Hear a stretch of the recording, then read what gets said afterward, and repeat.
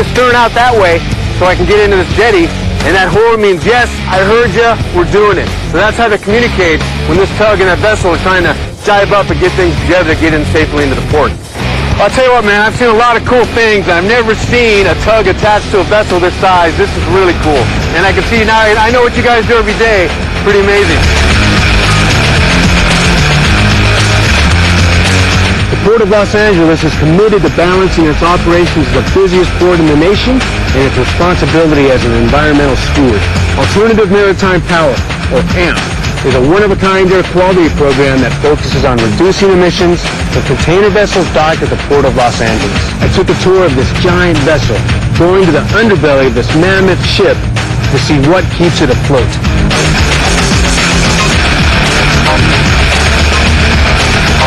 Hey, I'm James. How are you? Eric, nice to meet you. Well, thanks for taking me on board today. I'm really excited to see what this AMP is all about. Tell me a little bit what we're going to see. Well, what we're going to see today is the AMP, first of all, stands for Alternative Maritime Power. What it does is when a ship comes alongside, instead of the ship's diesel generators to continue running to produce its electrical power, we're asking the ship to shut those engines off and to receive that electrical power from the shore. So that is why we call it an Alternative Maritime Power Program, because it's a different way to provide the ship with that electrical power that it needs to run the pumps on board the vessel, to run its electrical systems, computer systems, and what have you. And we're doing it for the purpose of clean air. Well, the AMP sounds like a great system. I really want to get a tour of it. All right, let's go. Let me take you down to Chuck, and he's going to show you how the entire system works and how things are connected to shore power. Great. Hey there, I'm James. Hey James, Chuck Smith, Port Los Angeles Harbor Department. Nice to meet you, Chuck. I hear you're the guy for the AMP hookup. I'm one of the guys. Yeah? All right, good. Well, I'd love to see it if you can show me what's going on. Let's come aboard ship. Yeah, fantastic. Let's do it.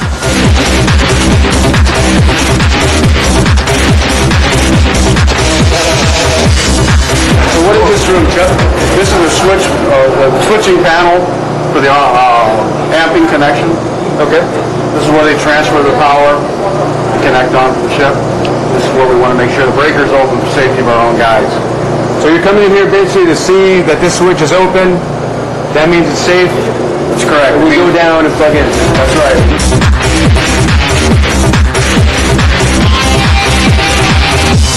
We're here with the chief engineer, and this is the area where the cables are that drop down that plug into the AMP system. So he's going to drop these cables down for us, and we'll go back down and check out what they're doing down below. So Chuck, what's going on with this arm that's dropping? It's a cantilever arm so that the cable feeds out over the side of the vessel. We use 3 people mainly to do the connection. The cables are so large, you know. So this is a big extension cord, huh? It's a long extension cord, yeah, big extension cord. So these are the 2 cables coming down. I'm surprised it only takes 2 cables to power the whole ship. How they want to... Yeah, this particular vessel only needs this much current. We're running 6.6 kV, which is 6,600 volts. Right. And we're running about 150 amps at 6.6 kV. Wow. So the AMP is basically powering the whole ship when it's in port. That is correct. Yeah. All right, guys, let's pull the cables over. So you guys there getting these cables together, still checking a little voltage as they do for every AMP hookup, which is a safety issue. And now we're going to hook this up in a second, plug into the main AMP area where they bring in energy from the port, and it powers the ship the whole time they're in dock. And that's equivalent to about 69,000 miles of diesel trucks. Go ahead and plug them in, guys. Let's check it out. We're going to plug in now. So what are we doing now, Chuck? We're going to go ahead and actually plug in the connection.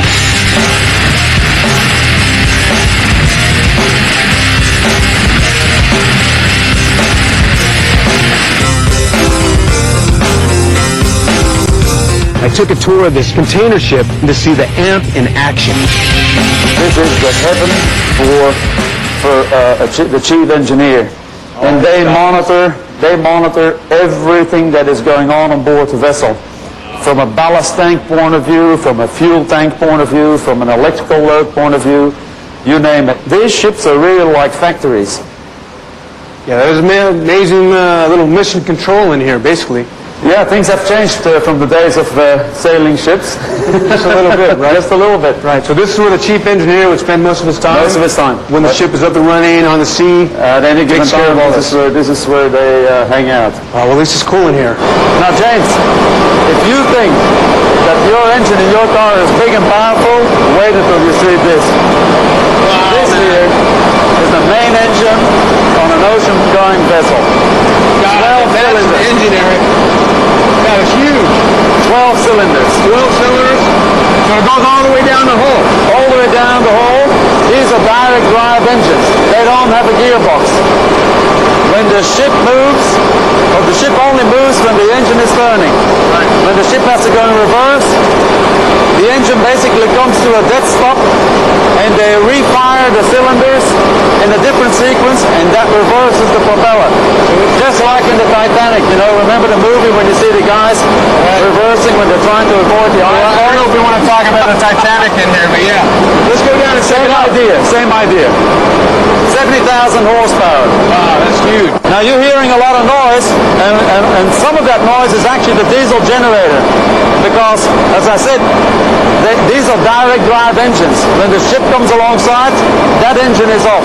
But the one that runs is a diesel generator to produce all that electricity that the ship needs.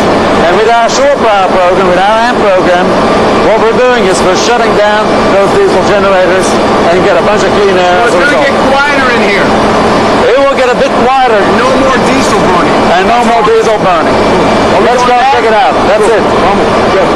So far the power is up to the vessel already. And now we have to close the breaker. So what are you doing here? They're basically waiting to see, they want the power to come to the ship first, and once they see the power here, they close the breaker and then they'll transfer it to the vessel. And that gets it to the next stage and they'll be in a position to shut off the diesel generator. Generally speaking, a ship of this size, an 8,500 TEU ship, will have a load of about 2 megawatts when she's connected to shore power. 2 megawatts. 2 megawatts. And what does that mean exactly for the clean air? What's the benefit for us? Well, it's really fantastic. When the ship is connected to shore power, you know, during the port stay, we're basically saving about a ton of emissions. NOx, SOx, and diesel particulate matter, all combined about a ton on a per vessel port call. But more importantly, we're also saving on greenhouse gases, and so we're saving about 4 tons of greenhouse gases with a ship of this size.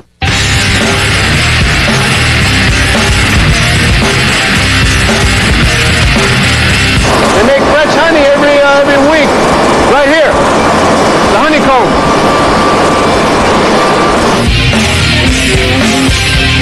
Okay, that was an awesome tour, man. Seeing the inner workings of a vessel like this is pretty amazing, yeah? It is an absolutely phenomenal piece of equipment, and it's what makes international trade possible, and we're doing it in a very clean and environmentally friendly way. Right. It's a great program. Thanks for coming. Yeah. Hey, I want the AMP to catch on around the world now. Absolutely. Thanks. Good seeing you, James. Thanks for coming down. Up next, Sheila Gonzalez tours the port's first annual Cars and Stripes Classic Car Show.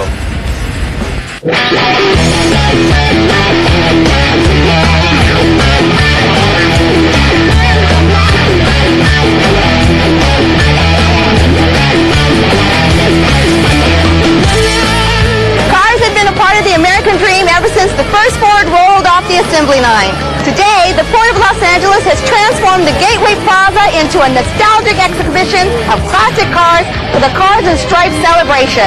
From individual collectors to local car clubs, there's everything from rumble seat coupes to classic roadsters on exhibit. Let's get behind the wheel, talk to the owners, and find out what it takes to keep these beauties in showroom condition. My name is Patrick Morales. This is my 41 Chevy Special Deluxe. Pancho, can you tell me about your car? Sure. It's a 41 Chevy Special Deluxe. These cars were made right before the war. After this, they stopped making cars. They did make a few 42s, but then they cut it off. And they didn't make any more Chevys until 1946. Wow. So Did you start collecting cars? I just bought this about a year ago. I bought it from a friend. So what does it take? What kind of cost does it take to keep the upkeep and restoration going? It doesn't take much, but it takes a lot of hard work. A lot of elbow grease. Not an elbow grease. Yeah. All right. But would you like to sit in it? Love to sit in it.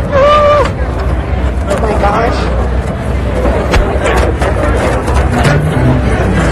Oh, she's beautiful. Oh my gosh.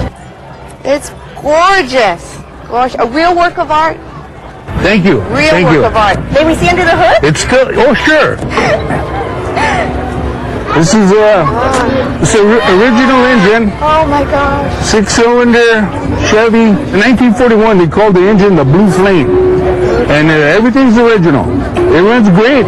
Still runs great. Ah, they don't make them like this anymore, do they? No, they don't. My name is Geraldine Natz, and I'm the owner of this 1957 pink T-Bird. All right. Thank you. Where did you find your car? You It's know, gorgeous. we bought it on the internet. I've been looking for a couple years, and my husband came down the stairs. This is the car, and it was in a museum in Illinois. Oh my And so, you send money away, to some place and people you don't even know, and you hope it shows up. But it did. So what inspired you to want to start collecting? I mean, Well, I'm not really collecting cars, but this was a birthday present to myself. my goodness. And license plate, you see a license plate 57 in pink? Yes. So that should give you a That hint. should give me a hint. Yeah, what birthday it was. So when you're driving and you take it out on the road, Joshua, how fast does it actually go? The speedometer, I don't think the speedometer reads right, because when I'm going like 40 to 50, I feel like I'm flying. So we think the speedometer is about 10 miles per hour, less than it really is. But usually I drive it with the top off, in the summer. In the which is- summertime. Yeah, right. How often do you take it out? We try and take it out once a month. Oh, you want to look under the I hood? love to. I know look under kids the girls hood. love looking We under love the looking hood. at the hoods under the hood. There it is. Right. When it's done, Whoa. so wow. Wow. That's the engine, I think. Where does the water Yeah, right, go? battery. The oil in the battery. I don't know. I used to know cars like this. My first car had all this stuff. Actually, one good thing about an old car is my husband knows how to fix it. It's beautiful. It is absolutely. So all I cared about was the color. I saw the color, and that was it. Right, exactly. That was all I wanted was a pink car. Do you know any of the history behind the car? No, I knew that a man in Wisconsin owned it. We had it in a show at the Muckenthaler, and my husband found somebody underneath the car, and the guy was under the car checking some things, and my husband asked him, well, what are you doing? He says, I know the person who restored this car, because he was checking to see if it was paint underneath. It was a frame-off restoration. Okay. And so I guess that was the original one. It was originally white, and he wanted a pink one. And so I guess this man had it for his daughter, and I guess she was going to college or something and wanted money instead, so we put it up for sale on the internet. Now, is this pink a special pink? Is it a special name for this pink? Well, Sunset Coral was one of the Thunderbird colors. I'm not exactly sure if this is Sunset Coral. They did have another, coral sand, but it was my kind of pink. It's really almost a coral color. Yeah, I love it. Because I've went out and bought all these pink clothes, and then I realized I don't match my car, so it was a little harder to find this pink. So. Okay. It's gorgeous. My name is Perry. This is my 1967 Austin Healey.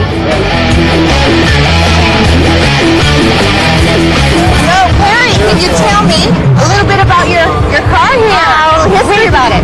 We bought this probably about 15 years ago. It took my late husband and I 15 years to restore. Okay. British European restored it for us fully. It was torn down, and we've had it ever since. I've had it ever since. I love it. Really? Now, how did you buy it? How did you find it? Some guys were buying a bunch of British cars, and this one, I guess I needed some extra money, so we paid $1,500. It had a bird's nest in the engine. Oh, no! Yeah. It was around. Yeah, it was totally torn apart, and there was nothing left.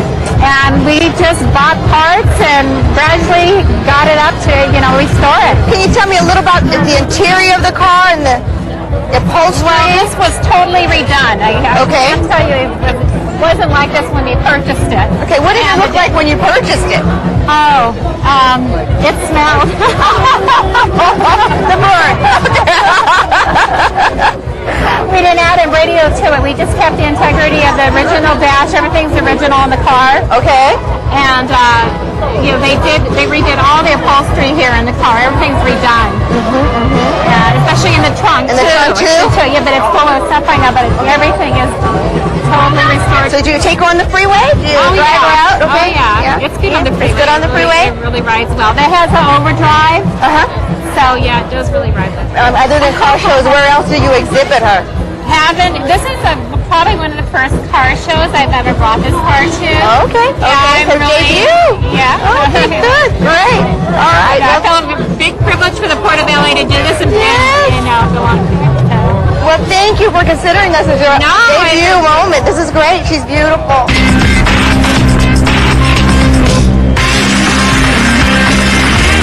I hope you've enjoyed this edition of Portfolio. I'm James Ramirez, and we'll see you next time.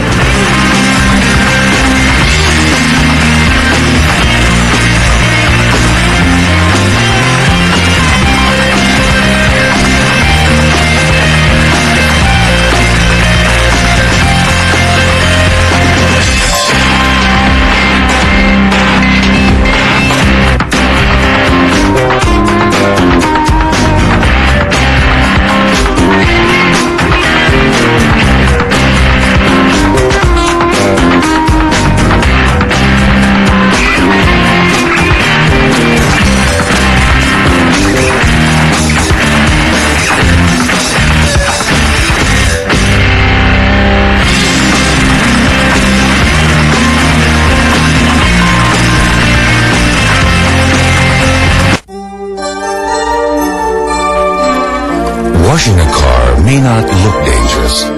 In fact, a lot of things we do in our neighborhoods may not appear hazardous. But they are when they go down the storm drains. Storm drains go straight to the ocean.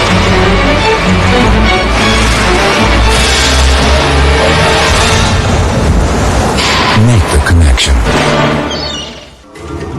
In the case of a disaster, you need to be able to communicate with emergency personnel and your support network, as well as to stay current with the latest information. Make sure all batteries are in good condition. Keep an extra supply of batteries on hand for your hearing aids or cochlear implants in your emergency supply kit. Rotate them regularly.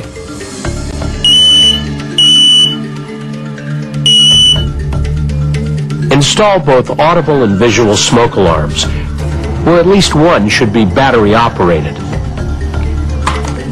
And test them regularly. In case you're left without your hearing aid or cochlear implant, plan how to communicate with emergency personnel. Store pens, pencils, and a small notebook with your emergency supplies. Pre-printed messages with your medical conditions or allergies are also a good idea. In order to get emergency reports, determine which broadcast stations provide continuous news coverage that's signed or captioned.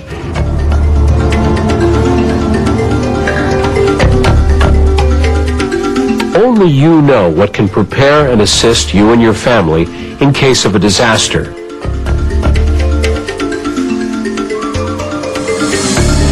Are you prepared? For additional information, please contact the Department on Disability or the Emergency Management Department by calling the numbers on the screen or by dialing 311.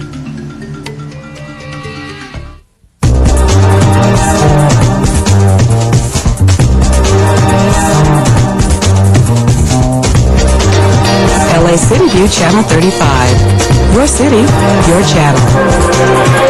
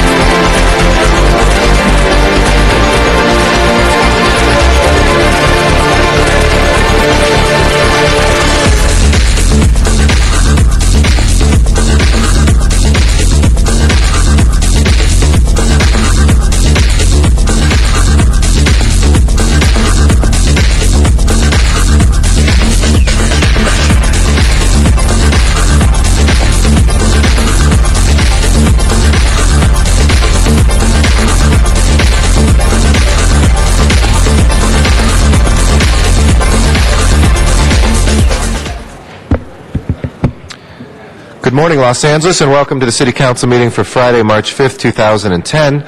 We're here in the John Farrell Council Chambers, room 340 of City Hall.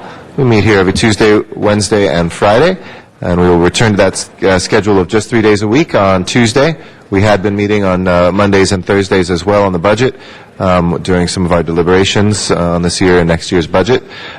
We welcome members of the public who are here with us today. Thank you for taking time out of your day to be here, as well as those who are on Channel 35 watching us through the city's cable system. Channel 35 is LA City View, and a service of the City of Los Angeles broadcasts these meetings live and rebroadcasts them each evening. We're also available for your convenience through two other media. One is through your telephone by calling Council Phone at 213-621-CITY. You can listen in through your telephone to our council meetings or any of our committee meetings. And finally, on the Internet, we have live streaming webcasts of these council meetings at our city's homepage at lacity.org. There's also archived footage of our past council meetings and all of the agendas and supporting materials for the items that we consider here before us. If anybody would like to be heard on items that have not yet had a hearing, please fill out a speaker card here or in one of our remote locations in San Pedro or Van Nuys. We'd be happy to hear your comments on items that have not yet had a public hearing. For items on the agenda that have had public hearings, it requires a council member to reopen those to be heard. And finally, there is a section for general public comment. That's for items that are not on the agenda but nevertheless under our jurisdiction. For the items that are on the agenda, speakers must speak specifically to that item. But for general public comment, as long as it's under the jurisdiction and the authority of the Los Angeles City, we're able to hear your comments there as well.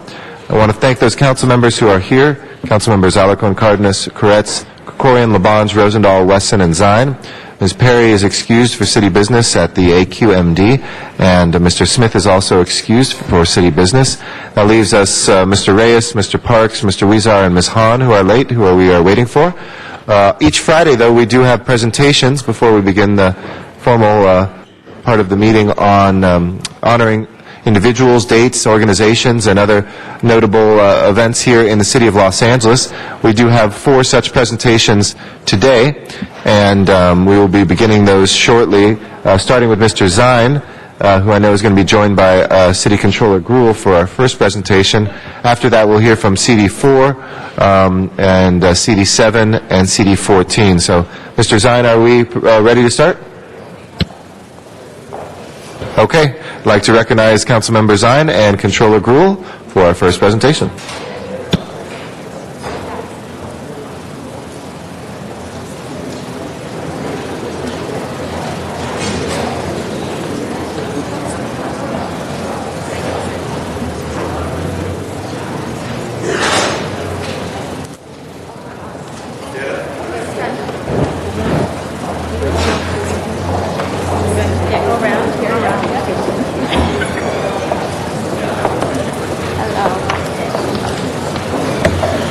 Well, good morning, everyone. This is the first presentation of Friday, our day of presentations here in City Council. I'm joined by our distinguished former colleague, who's now the controller, Wendy Gruhl. Thank you, Wendy. Now, since Wendy's across the street, she has to come over here and join us for a presentation because she can't do presentations in council unless we escort you, I guess. That's right. But you're all, Thank you for letting me. Absolutely. You're always welcome here, always welcome. This is for the Association of Government Accountants, and Wendy Gruhl, we know, is our controller, who makes sure that things are done properly, writes the checks for the City of Los Angeles, and today we are recognizing the Association of Government Accountants. And it gives me great pleasure to recognize these folks. 9 chapters throughout California, Silicon Valley, San Francisco, Sacramento, Central Coast, and Monterey area, Los Angeles Civic Center, Los Angeles, West Side, Orange County, San Diego, and the Inland Empire. Are you folks all from L.A.? Yes. All from L.A. Okay, great. L.A. folks here. Founded September 14th, 1950. Our chapter, the Civic Center chapter of the Association of Government Accountants, also referred to as AGA, professional organization, and it's part of the Association of Government Accountant network of 15,000 members in 100 chapters in the United States and around the world, including financial managers in the state of California representing state, federal, municipal, and the private sector. The Civic Center chapter members have responded to AGA's mission of advancing government accountability. Within this mission, the AGA continues its broad educational efforts with emphasis on high standards of conduct, honor, and character in its code of ethics, kind of like City Council folks. Please join me in recognizing the Association of Government Accountants as we proclaim this month, March 2010, as the Certified Government Financial Manager Month in Los Angeles. And I'm going to now turn the microphone over to Wendy Gruhl, who knows more about these folks than most of us. Wendy Gruhl, our controller. Thank you, Councilmember Zine, and I'm pleased to join with you today in recognizing our chapter of the Association of Government Accountants. As City Controller, I now have a new appreciation for all of the work that our city's accountants do. They play a role virtually in every part of the City of Los Angeles' responsibilities. In fact, none of us could receive a paycheck. None of our bills would be paid if it wasn't for the hard work of the accountants you see behind us and many throughout the City of Los Angeles. They really are one of our most precious natural resources, and recognizing their hard work is really an opportunity today to say thank you. With our current budgetary constraints, we're losing many of our accountants to ERIP and also to some of our proprietary departments, and so we appreciate those that are here within the city that are staying to help us keep running. It's done its job well. It's making significant advances, the AGA, both in professional ability and in service to the citizens of Los Angeles, by making increasingly kind of technical and complex changes as we go forward in the City of Los Angeles. The Certified Government Financial Manager program of the AGA is a large part of this organization. It provides a method and means of demonstrating really professionalism and competency by requiring CGFM candidates to have appropriate educational and employment history and to abide by the ethics and to pass 3 examinations requiring expertise in governmental environment, governmental financial management control, governmental accounting, financial reporting, and budget.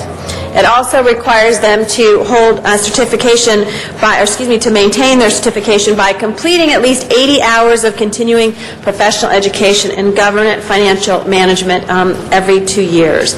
And so as we go forward in this budget crisis, and we look primarily in every city department has these accountants that provide us the data and the information and make sure that the federal government still sends us money and that we're able to pay our bills. I want to thank them for their leadership and for their commitment to the City of Los Angeles.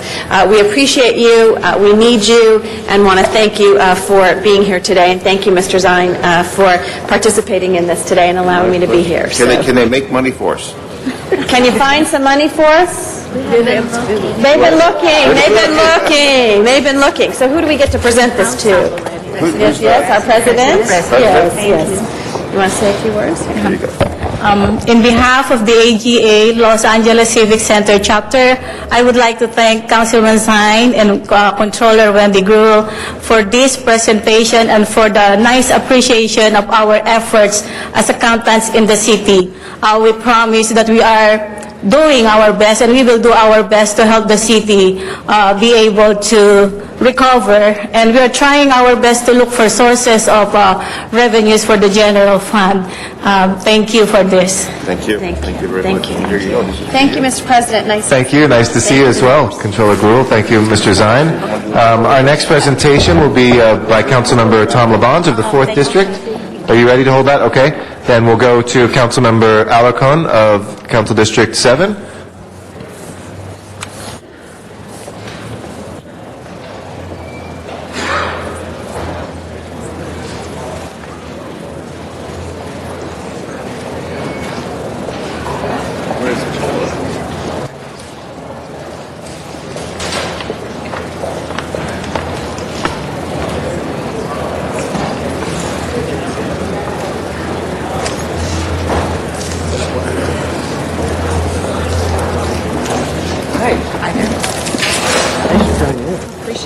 Hey, nice to see you again. How are you? Good morning. Thank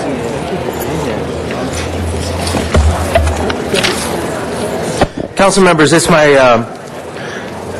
pleasure to represent our joint resolution to recognize World Kidney Day. I know many of us know people personally who are affected by kidney illness, and we know also that by information and education about kidney that we can prevent a lot of the illness that now occurs. So we are here to recognize World Kidney Day to raise awareness of the importance of our kidneys to our overall health and to reduce the frequency and impact of kidney disease and its associated health problems worldwide. The next World Kidney Day will actually be March 11th, but because Council will not be meeting on was not scheduled to have resolutions next Friday, we decided to do it today. So we will be voting to approve the resolution declaring March 11th, 2010 as World Kidney Day in Los Angeles. The facts are that more than 5% of the adult population has some form of kidney damage, and every year millions die prematurely of cardiovascular diseases linked to chronic kidney disease. Kidney diseases affect around 600 million people worldwide, approximately 1 in 10 people. They are silent killers. The patients, they have no symptoms until they reach kidney failure, and so it is too late for treatment, and the only way to stay alive is through a lifetime dialysis or transplantation for the lucky few who manage to find a donor. Sadly, dialysis is often not an option in the developing world, where it is too expensive, water is scarce, or machines are unavailable. This year, World Kidney Day focuses on diabetes, which is the leading cause of kidney disease worldwide. Hypertension, obesity, pollution are also major causes of kidney damage. While it is commonly known that lifestyle changes of the past decades have led to an increase in diabetes and cardiovascular diseases, too many people still ignore that the conditions that have generated this outburst of kidney disorders as well. So we are here to thank several people for coming forward. I also want to mention, as many of you know, George Lopez and I established a foundation, and he was stricken with kidney disease, and his wife donated her kidney to him, and he has now become a national spokesperson for kidney disease, and so it brought attention to me of how serious this disease is. And so I just wanted to recognize the good work of George Lopez, and that is continuing good work. But today we have Dr. Nell Forge, Director of the Division of Community Engagement at the Charles Drew University, Ms. Angela Young-Brin, Deputy Director of Healthy African American Families, and Zachary Brooks, elite transplant athlete, two-time kidney transplant survivor, and an amazing all-around athlete as well. I do want to recognize Dr. Roberto Vargas, Assistant Professor at UCLA School of Medicine. He's also an Associate Natural Scientist for the RAND Corporation. But with that, I'd like to ask Dr. Nell Forward to step forward with her comments. Thank you, Councilman Alarcon. On behalf of the Building Bridges to Optimum Health team, which is a partnership between community and academia, it's comprised of Healthy African American Families, a community-based organization, Charles Drew University, UCLA, and the RAND Corporation. We are pleased to be here and appreciate the Council for their interest and recognition of World Kidney Day. We started this partnership in 1992, where we were committed to partnering with communities to promote outreach and awareness through knowledge exchange and knowledge transfer activities, such as work plan, working groups, symposiums, and conferences. And the World Kidney Day is an example of a conference. This is our third year of convening a conference. And this is truly a partnership, a planning partnership between patients, community members, health professionals, advocates, academia, to sponsor a free conference to increase awareness, to promote prevention, promote early detection, as well as to mobilize communities to take action in addressing and reducing the burden of kidney disease in our community. As Councilman Alarcon indicated, kidney disease is one of the most treatable and preventable health concerns affecting communities. and it disproportionately affects communities of color. So we are very committed and very excited about the upcoming conference, and we extended an invitation to all. This is a free conference, and I'm going to pass this on now to one of our community partners, Healthy African American Families, and Ms. Angela Young-Bren, and she'll describe a little bit more about World Kidney Day. Thank you. Good morning, and thank you for having us. I'm Angela Young-Bren, Deputy Director for Healthy African American Families Phase 2. Healthy African American Family is a nonprofit servicing agency, and our mission is to improve the health outcomes of the African Americans, Latino, and the Korean community here in the Los Angeles area. And we do that by enhancing the quality of care and advancing social progress through education, training, and collaborating partners with community, academia, research, and government. And again, we invite you on March the 11th to come to the World Kidney Day, Los Angeles. Protect your kidneys, control diabetes.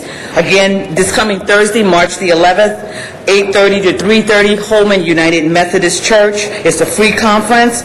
And who should attend? Community members, caregivers, families, service providers, student, faith-based organization, researchers, kidney transplant recipient, and dialysis patients. Please come. Thank you. And it's also my pleasure to once again present Zachary Brooks. As a two-time kidney transplant survivor, Zachary is a major advocate for kidney disease and organ transplantation.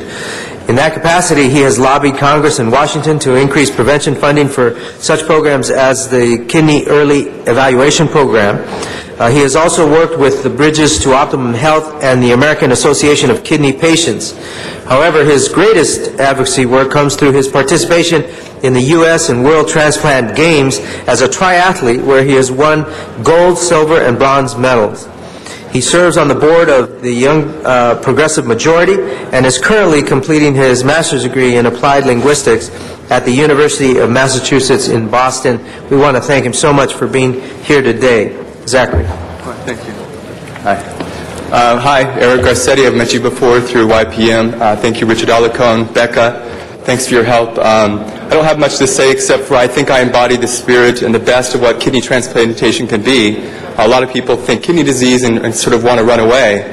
But I think what kidney disease really can be is very beautiful, wonderful, handsome, sexy, whatever adjective you would like to use for kidney disease. I've received 2 kidney transplants, one from my mother, one for my father, and I'm really one of the fortunate ones, but I have it on dialysis twice. I just think to myself, what would be the case if I had prevention screening ahead of time? What kind of life would I have had? I still have a wonderful life, but I think for future generations it's important to have an awareness campaign, but also develop key programs, the early prevention programs, etc. A little bit about my experiences in the transplant games, which is sort of interesting to a lot of folks, especially with the Olympics. I've competed in the U.S. Transplant Games once, where I won the gold medal in the cycling event in my category. And last year I competed in Australia at the World Transplant Games. I didn't quite win, unfortunately. I was really upset, but I'll go back again. I'm very upset still, but I'll go back again and hopefully win a gold medal representing kidney disease in the United States in Los Angeles. So anyway, I think kidney disease is a beautiful disease, and we should accept it as such and celebrate that people, these folks and other people with kidney disease, are alive and well and very strong and healthy. Anyway, thank you very much for your time and cooperation and listening. Thank you. Thank you, Zach. Thank you so much. So with that, I'd like to present this resolution signed by the mayor and all city council members recognizing World Kidney Day to Dr. Forge for her tremendous work. Thank you so much. Thank you. Yes. And I also have certificates for... Oops, wrong one. Do you have another one? Zach? Okay. Yeah. Zach? Okay, thank you. Thanks. This is Dr. Bargan. Oh, we don't have the other. Okay. And the other one is in the mail. But thank you all for recognizing World Kidney Day. Take care of your kidneys. Thank you very much. Mr. Wesson. Yes, Mr. Alarcon, and to Zachary and all of the members. Richard, I wasn't here at the beginning of your presentation, but I did catch the end, and I wanted to just thank the three of you for everything that you do. My baby brother, my only brother, needed and received a kidney transplant when I was first elected to the city council. It had to be one of the most stressful things I know that he went through, but us as a family. But now he's playing golf and he's working and he's fine, and the more people that you educate, if there are things that you can do on the front end, that's so very important. So I just wanted to get up to thank you two and commend you for the wonderful life, Zachary, that you're leading. And Richard, I think it's just wonderful that you would ask us to acknowledge World Kidney Day. Thank you very much, Mr. Wesson. We'll return to Mr. Labange from Council District 4 for his presentation.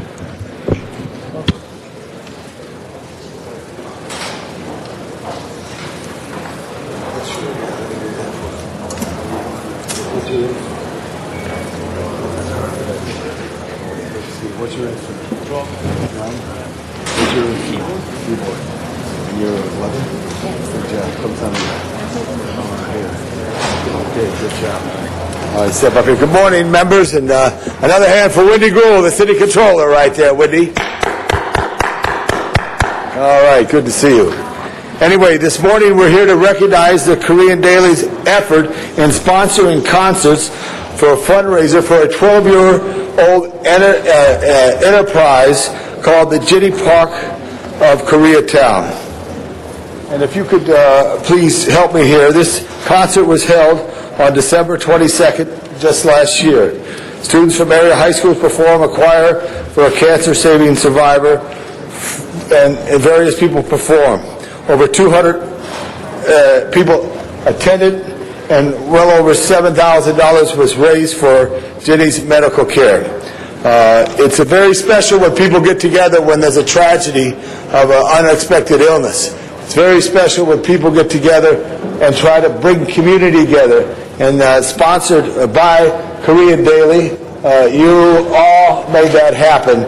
And I wanted to salute some of the young people who are involved for this very special guest right here. And if I could ask Youngin Kim, congratulations for your child as well. And then we also have David Yu. Thank you so much right there. This is special. And Ho In Kim, good to see you. What was your instrument again? Keyboard. Keyboard on the 88s, as they say. Yeah. Very good.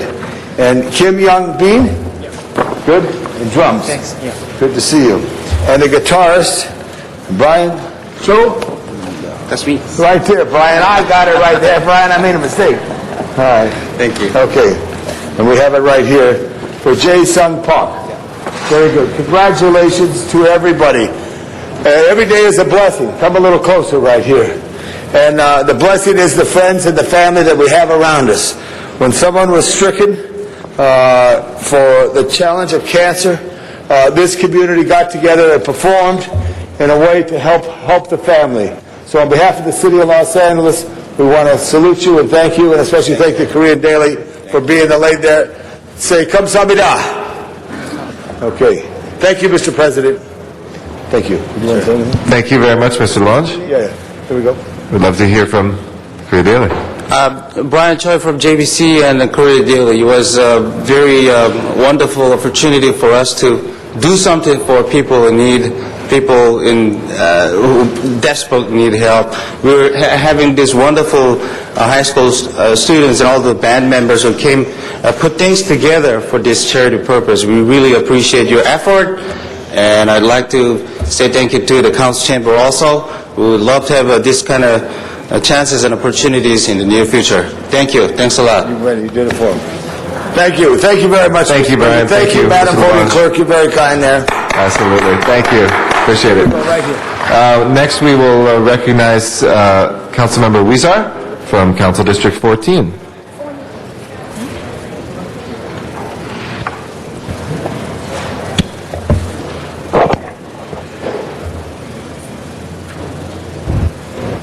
All right, thank you very much, Mr. President. And I want to take this opportunity to recognize and thank a few individuals who have brought back the El Sereno Chamber of Commerce for a community called El Sereno that is in northeast Los Angeles or East Los Angeles. Particularly today we have with us Rudy Torres and Enrique Aguilera, two local El Sereno business owners, and I want to thank them for their efforts in bringing back this organization that has done so much in very little time to not only improve the economic climate in El Sereno, but also to improve the quality of life for all the residents of El Sereno. They recently embarked on a project called Buy El Sereno. It is a marketing campaign that encourages local residents to patronize businesses in their own community. Now, if you know El Sereno, it's surrounded by other local cities, and oftentimes many people go out and shop in some of these other cities. They not only want to support our local businesses and make sure that the merchants are doing well, but they recognize, and particularly in these financial times, the importance of keeping some of those sales taxes in the city of Los Angeles. The Buy El Sereno campaign, which is a brainchild of these individuals, has helped increase profits for some of the merchants, and many of them are thankful for that. Issues that they've also been involved with includes a program that my office started with some of the merchants. That program, called Business Watch, has resulted in increased safety for the Huntington Drive corridor, and these individuals and the Chamber of Commerce have been integral in making sure we were able to launch that program. So I wanted to thank them, and oftentimes when someone steps forward, given their very busy lives, and spend hours and hours to make sure we improve the quality of life in our communities, I think it's important that we recognize them and thank them. We've done a lot on Huntington Drive. In fact, many of our stores on that corridor have gone facade improvements. We have used some of our discretionary CD14 money to put out more trash receptacles. We've improved the sidewalks. We've trimmed the trees. It is a new corridor, but the city can only do so much. It takes an organization that, like the El Sereno Chamber of Commerce, to make it a reality to continue to improve the corridor. So at this time, I wanted to thank and recognize Enrique Aguilera for his support of the renewed El Sereno Chamber of Commerce. Thank you so much, Enrique. Thank you. Thank you. I also wanted to recognize Rudy Torres, who has been a very active person in the community and has given a lot of new energy to the Chamber of Commerce. On behalf of the City of Los Angeles, thank you so much, Rudy Torres. Thank you, Rudy. Thank you. Anything else for Thank you, Chamber. I want to thank especially to Councilor Jose Huizar for all your leadership and support, not only for the business community, but the whole community for the District 14. Thank you, Councilor. Thank you. Thank you so much. It's an honor to be here in these chambers. Never thought I'd ever be here. I guess what I want to say, it seems like yesterday that the three of us decided to get together at Enrique's barbershop to keep our chamber, who was falling at that time, and decided that we would not let it go down. And we've worked hard and are proud to say that we've got events going on, the Shop El Sereno and the Coffee with the Chambers and networking events. And we finally were able to put together a new board to help improve the community, the business environment for our community. And thank you very much for your support, Councilman. Thank you. Thank you very much. I also wanted to recognize another active member of the Chamber, Manuel Rivas, who's also here with us today. Welcome, and thank you for being here, and thank you for all the work you do as well. Thank you so much. Thank you very much, colleagues, and it's people like this that make a difference in the everyday lives of our residents for the City of Los Angeles. Thank you so much. Thank you very much. Congratulations. And finally, I'd like to recognize from Council District 8, Mr. Bernard Parks.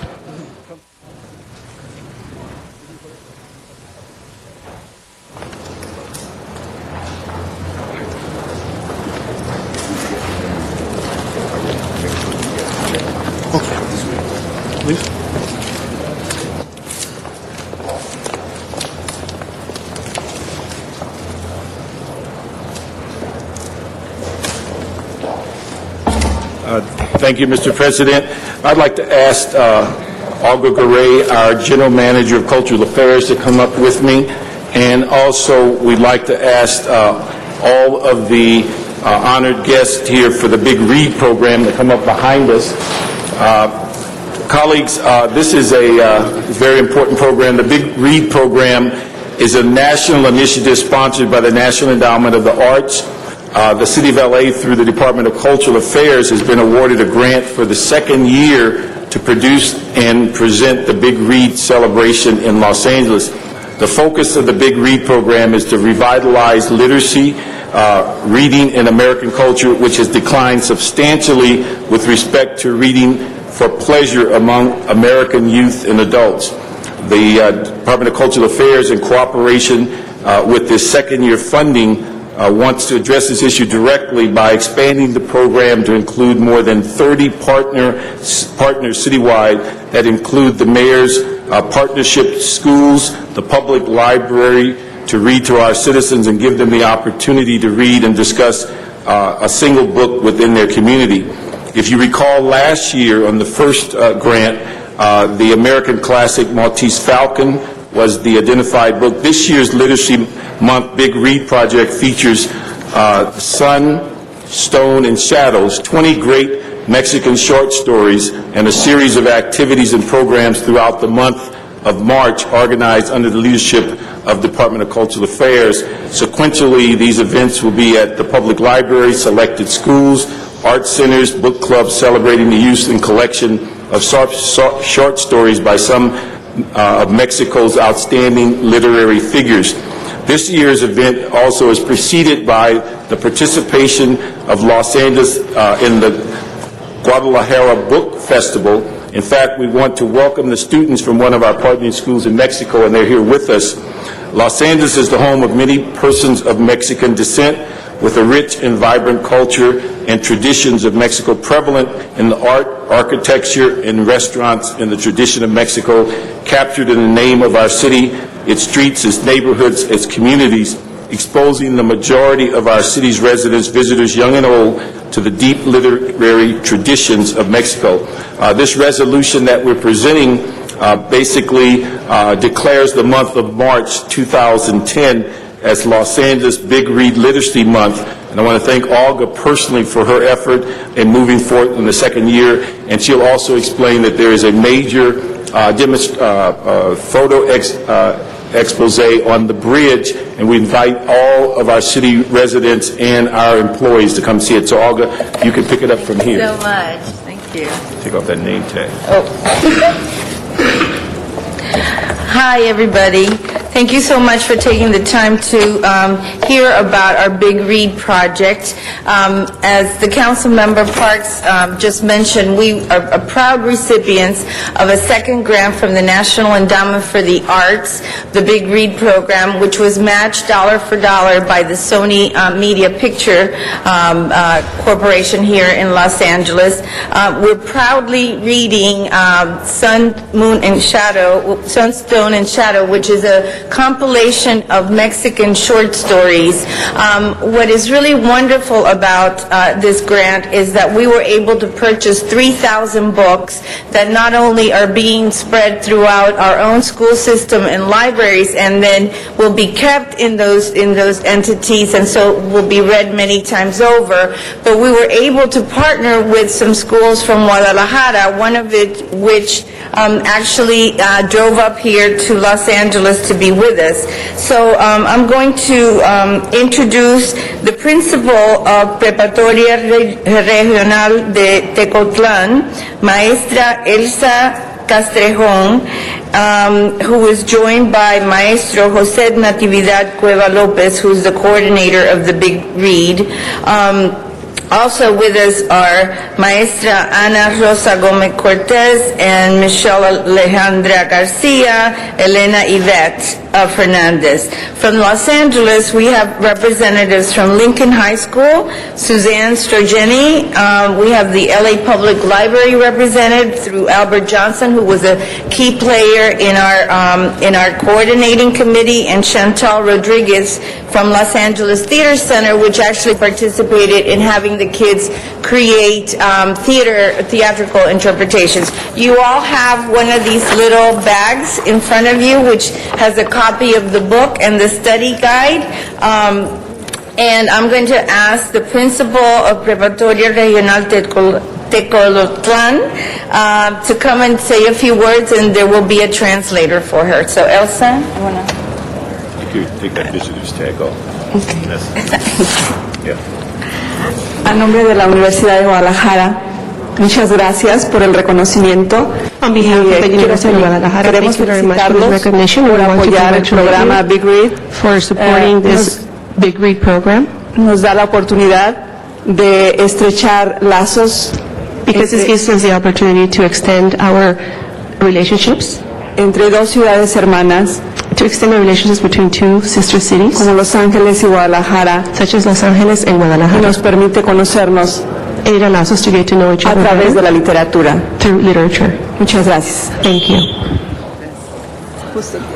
I'm going to take a step up here, Alvin. And while the pictures are being taken, Councilmember Concejal Eduardo Reyes. Gracias. Buenos días. Good morning. Más quiero tomar unos minutos para decir muchas gracias por estar aquí, compartiendo la cultura, nuestra arte. Y también me da mucho gusto saber que esté aquí con nosotros Lincoln High School, la escuela que está en mi distrito. Lo bonito es que muchos de nuestros padres que vienen de México son profesionales, vienen con estudio.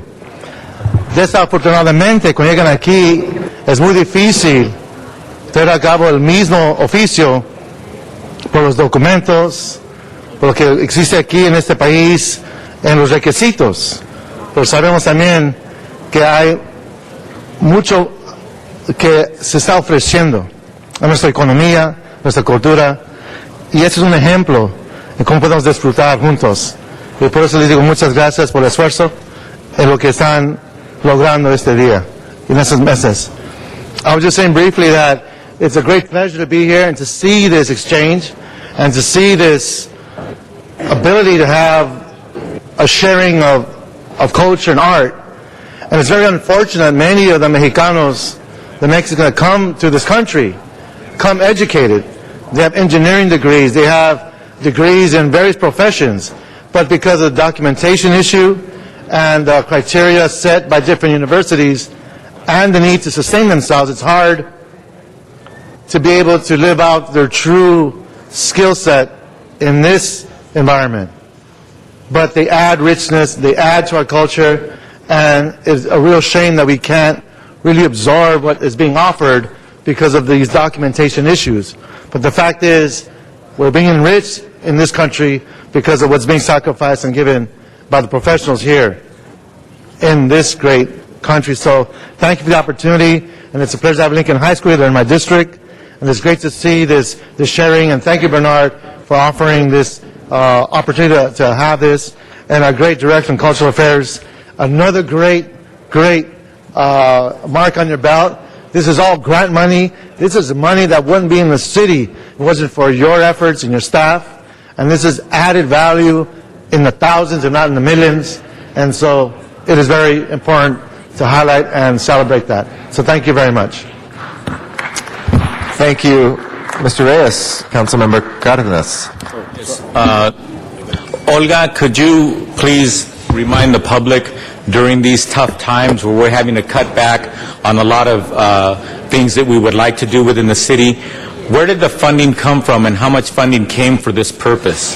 The principal grant came from the National Endowment for the Arts. They are modest grants. The top grant is $20,000, and we didn't have to really go out and match it, but we did. We went to Sony Pictures, and they gave another $20,000. So this is really an effort of love from our community partners, including the school system, including the public library, and certainly our partners in Guadalajara who have been completely generous in joining forces with us. I agree with that, but I just want to make clear, so the bottom line is the funds that were utilized for this are not funds that are competing with us being able to keep police officers on the streets Absolutely. or libraries open or cleaning our streets or what have you. This has Absolutely. nothing to do with competing with those funds.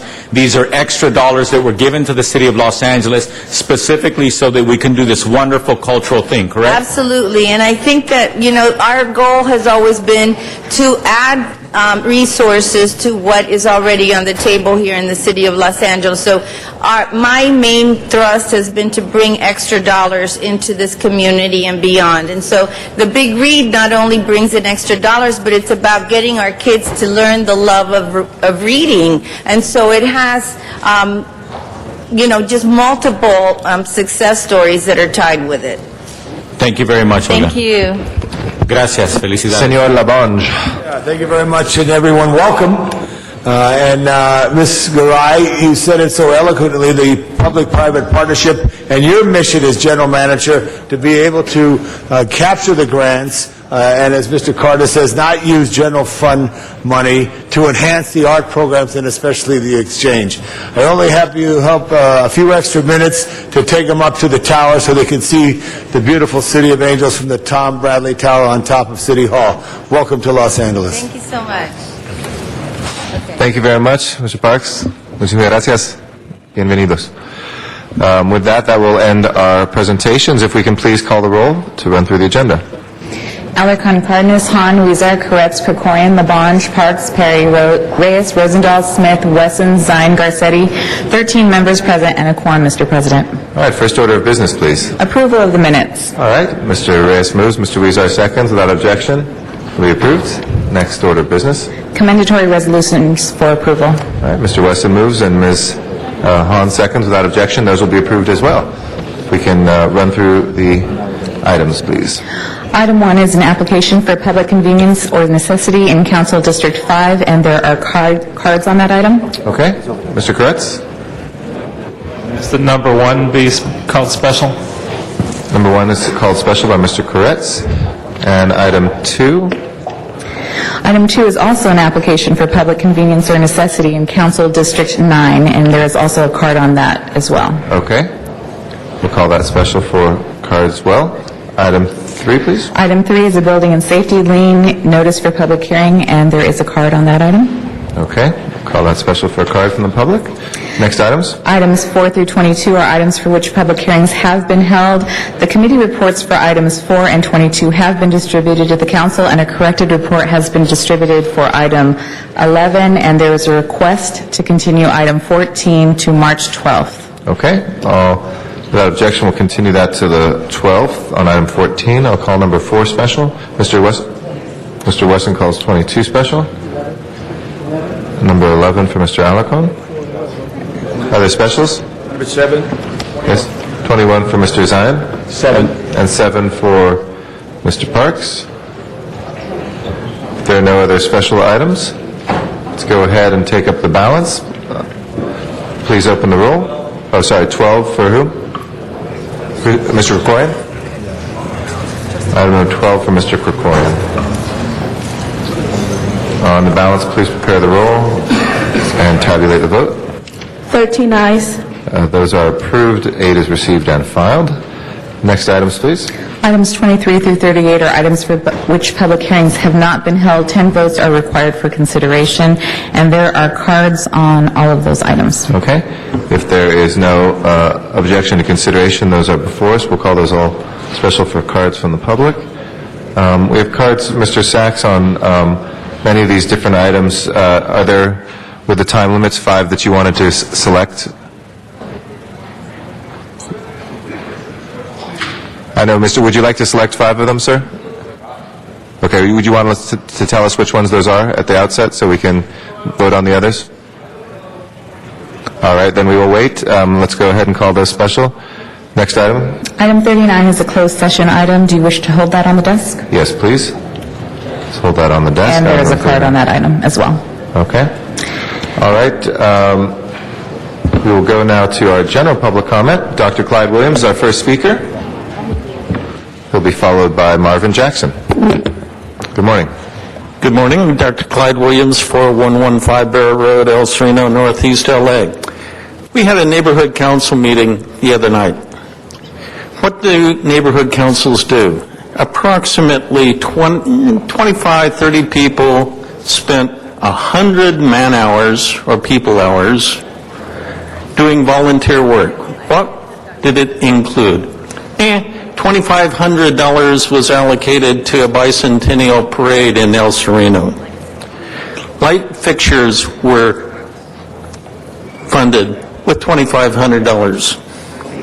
A sound and light system for a theater presentation for the community was given for $1,500. We discussed the hillside ordinance. We discussed granny houses. We celebrated the graduation of almost 30 people in the CERTS training program. What do neighborhood councils do? They do pretty much the same stuff that you do. They consider things that affect our neighborhoods. And what are we going to get paid for? Nothing. All of this money, approximately $50,000 for this last year, went to the community. And what happened to the special events funds? What happened to the other funds of the various street furnitures and such like that within our communities? We don't know, because the neighborhood councils are seldom given an idea as to what's going on at the district office before it's done. So I would highly recommend that you keep the budgets of the neighborhood councils or transfer the budgets of the street furniture and the special events to the neighborhood councils, where people who don't get paid, who volunteer day after day after day, provide services to the city and the residents of Los Angeles. Thank you. Thank you. Marvin Jackson is our next speaker. After Mr. Jackson is Bryce Smith.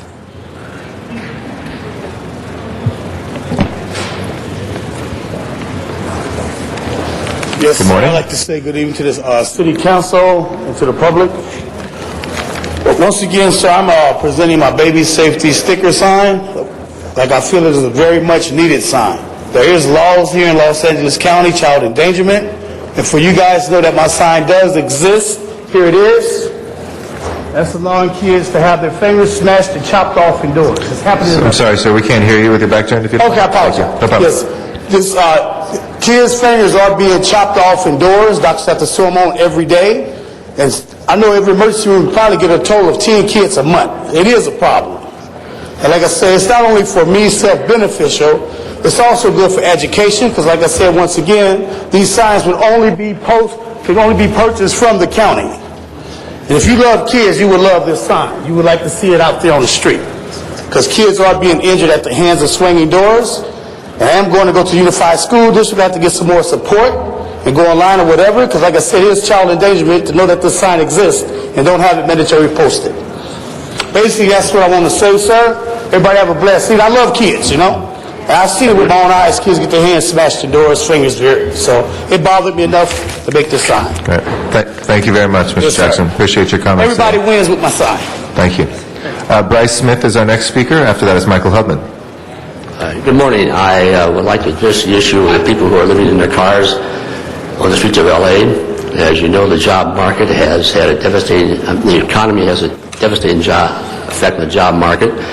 A number of people have had to move from their homes and are now living on the streets of L.A. Several months ago, Councilman Rosendahl introduced a motion whereby he asked each council district to open up a separate area, non-residential in nature, in their districts to accommodate these people who can live there at night, move there at night. I ask you to revisit that motion, accept and adopt his motion, and implement it immediately. Thank you. Thank you very much, sir. Michael Hubman is next. After that is Ted Neubauer. Good morning. Good morning. My name, the other day, I approached Council Member Perry in the hall, and she asked me, "Who are you?" Well, my name is Michael Hubman, and I'm a human rights and homeless rights activist. I operate a charity called Water Corps. We provide bulk drinking water to the homeless people on Skid Row here in Los Angeles. We've operated continuously for 3.5 years. For going on 3 years, I've come to this body to advocate for the human rights and civil rights of homeless people. I am a member of a medical marijuana collective, and I'm concerned about the arbitrary proximity restrictions that are creating a hardship for my collective, Arts District Healing Center, and my fellow patient members.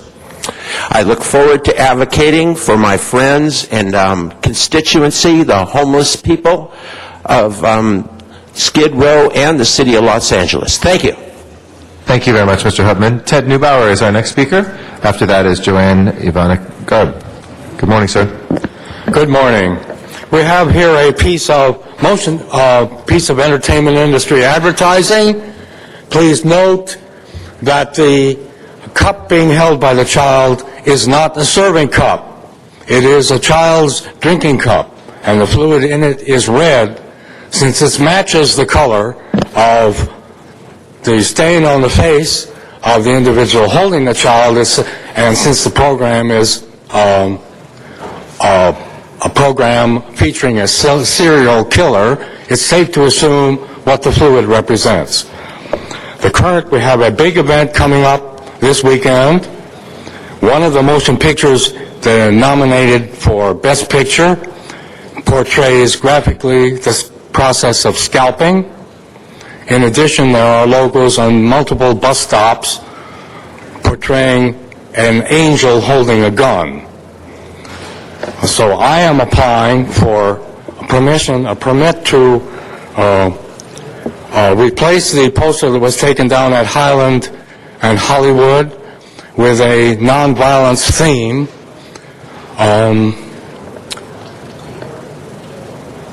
How many kids have to die before we stop elevating violence to the level of a language?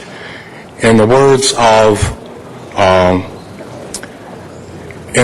a logo of a past winner of Best Picture, call it, friendo. Thank you very much, Mr. Neubauer. Joanne Ivanek Garb is our next speaker, and after that is John Kiefer. Good morning, council members. I'm Joanne Ivanek Garb from West Hills Neighborhood Council. Thank you for your service. I'm still confused why City Council cut out the first Friday of every month in Van Nuys. You have the same officers and staff present. You have to keep the Van Nuys building open for those who wish to speak remotely. It is not the same speaking remotely. We can't go up to you and shake your hands, and we can't talk to one of your aides about an issue that we need to bring before you.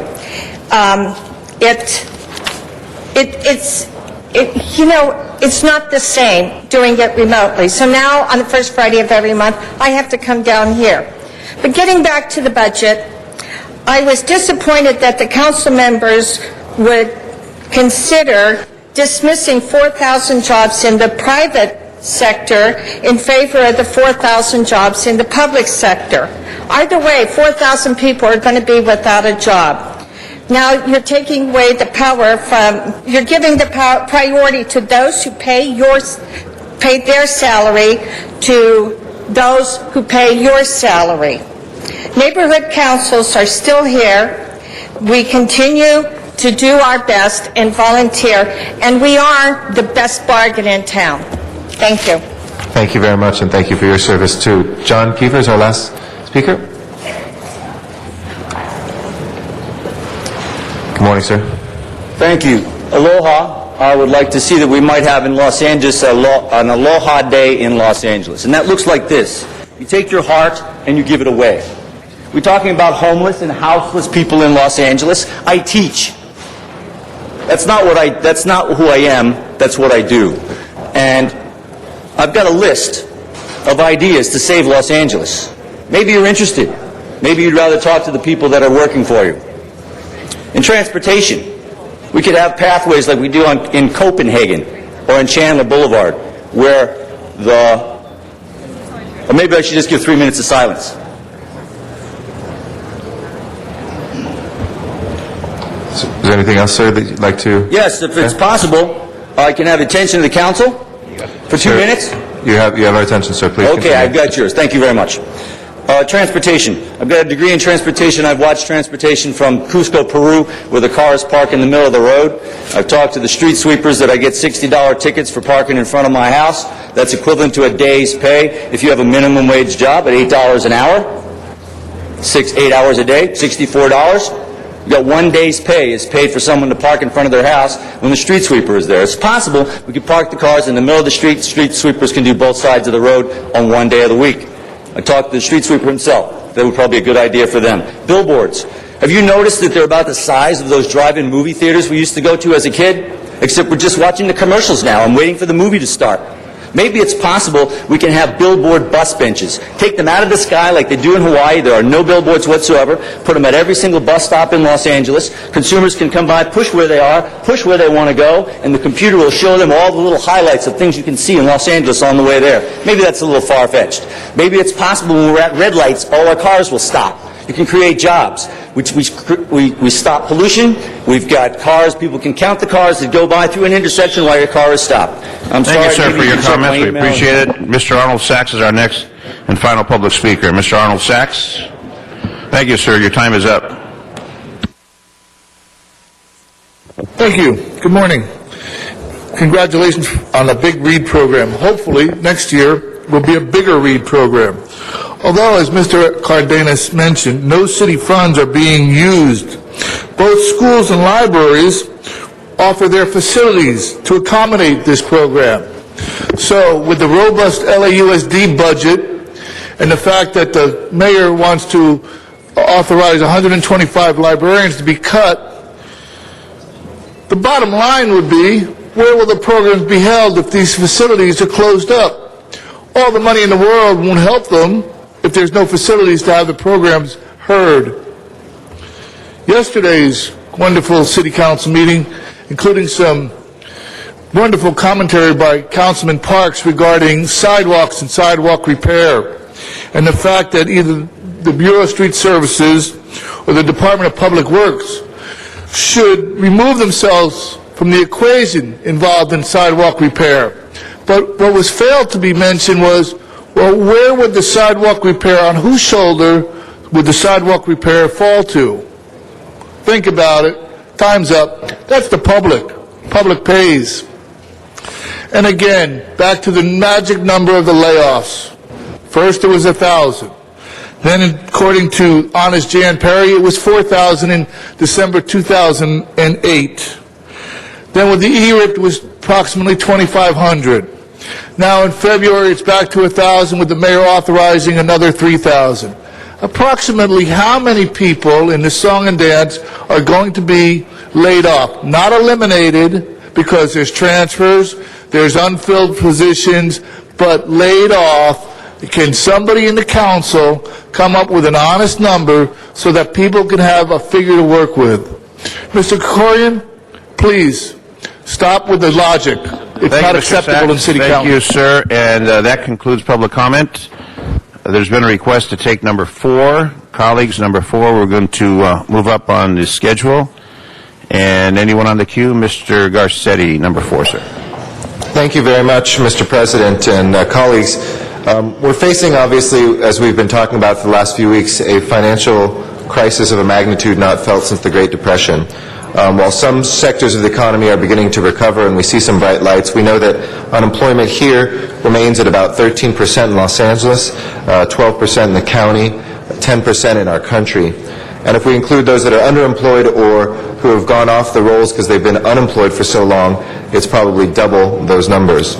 It's one of the reasons that we here in the council and the mayor reconvened the Business Tax Advisory Committee and why we've asked them to immediately implement a tax credit for job creation in the city. It's also something we've written to President Obama about and have meetings in the White House next week about to see if we can help have incentives for job growth here in Los Angeles. But before all of these measures, I and a number of us on the council became aware of an urgent problem which is that internet-based companies here in Los Angeles, because of gross receipts taxes, are threatening to leave LA. The problem seemed clear. These businesses which pay well, which are part of our future economy and the cutting edge of our present economy, are based on low profit margins and sales through the internet, but many of them were being classified as professional services, which is the highest tax category we have here in the city. On April 15, 2009, I introduced a motion. I was joined by Mr. Rosendahl, who also this came to his attention, instructing the Office of Finance to report on a business tax classification that would recognize the use of a computer and the internet as a primary means to provide services. New technologies present challenges to the way that we do businesses, but we need to keep up with the economy and not lag behind. The Office of Finance has sometimes placed these businesses in a catch-all tax category for lack of clear direction. Well, today, colleagues, we have the opportunity to provide clear direction. Current categories that simply do not take into account the somewhat new business model that we have out there today can be righted. So before you today is a new tax category that would develop a new media category in the city of Los Angeles. The ordinance before us also includes a sunset clause so that if for some reason it does not have the effect we are hoping to create and retain jobs, we'd be able to eliminate it. But the experience of working to eliminate this new category has proven to me that we also need much more substantial economic analysis of the policies that are before us. It's one of the reasons I've been working and introduced a motion this past fall to implement an economic analysis for measures such as this, because we need to know what that impact is when we make decisions. But if you look at the report here today, it says that if we fail to act on this, the city would would likely suffer an ongoing business tax loss that would exceed the $3.4 million that is highlighted as possibly us losing by reclassifying the category. If we chase businesses away, we've got to count the entire loss of taxes. And certainly our experience, Mr. Rosendahl's experience, a number of companies that are literally adjacent to and talking to real estate brokers who could put them in Glendale, put them in Burbank. They're saying, we'd love to stay in Los Angeles, but the way that we're being taxed right now is driving us out.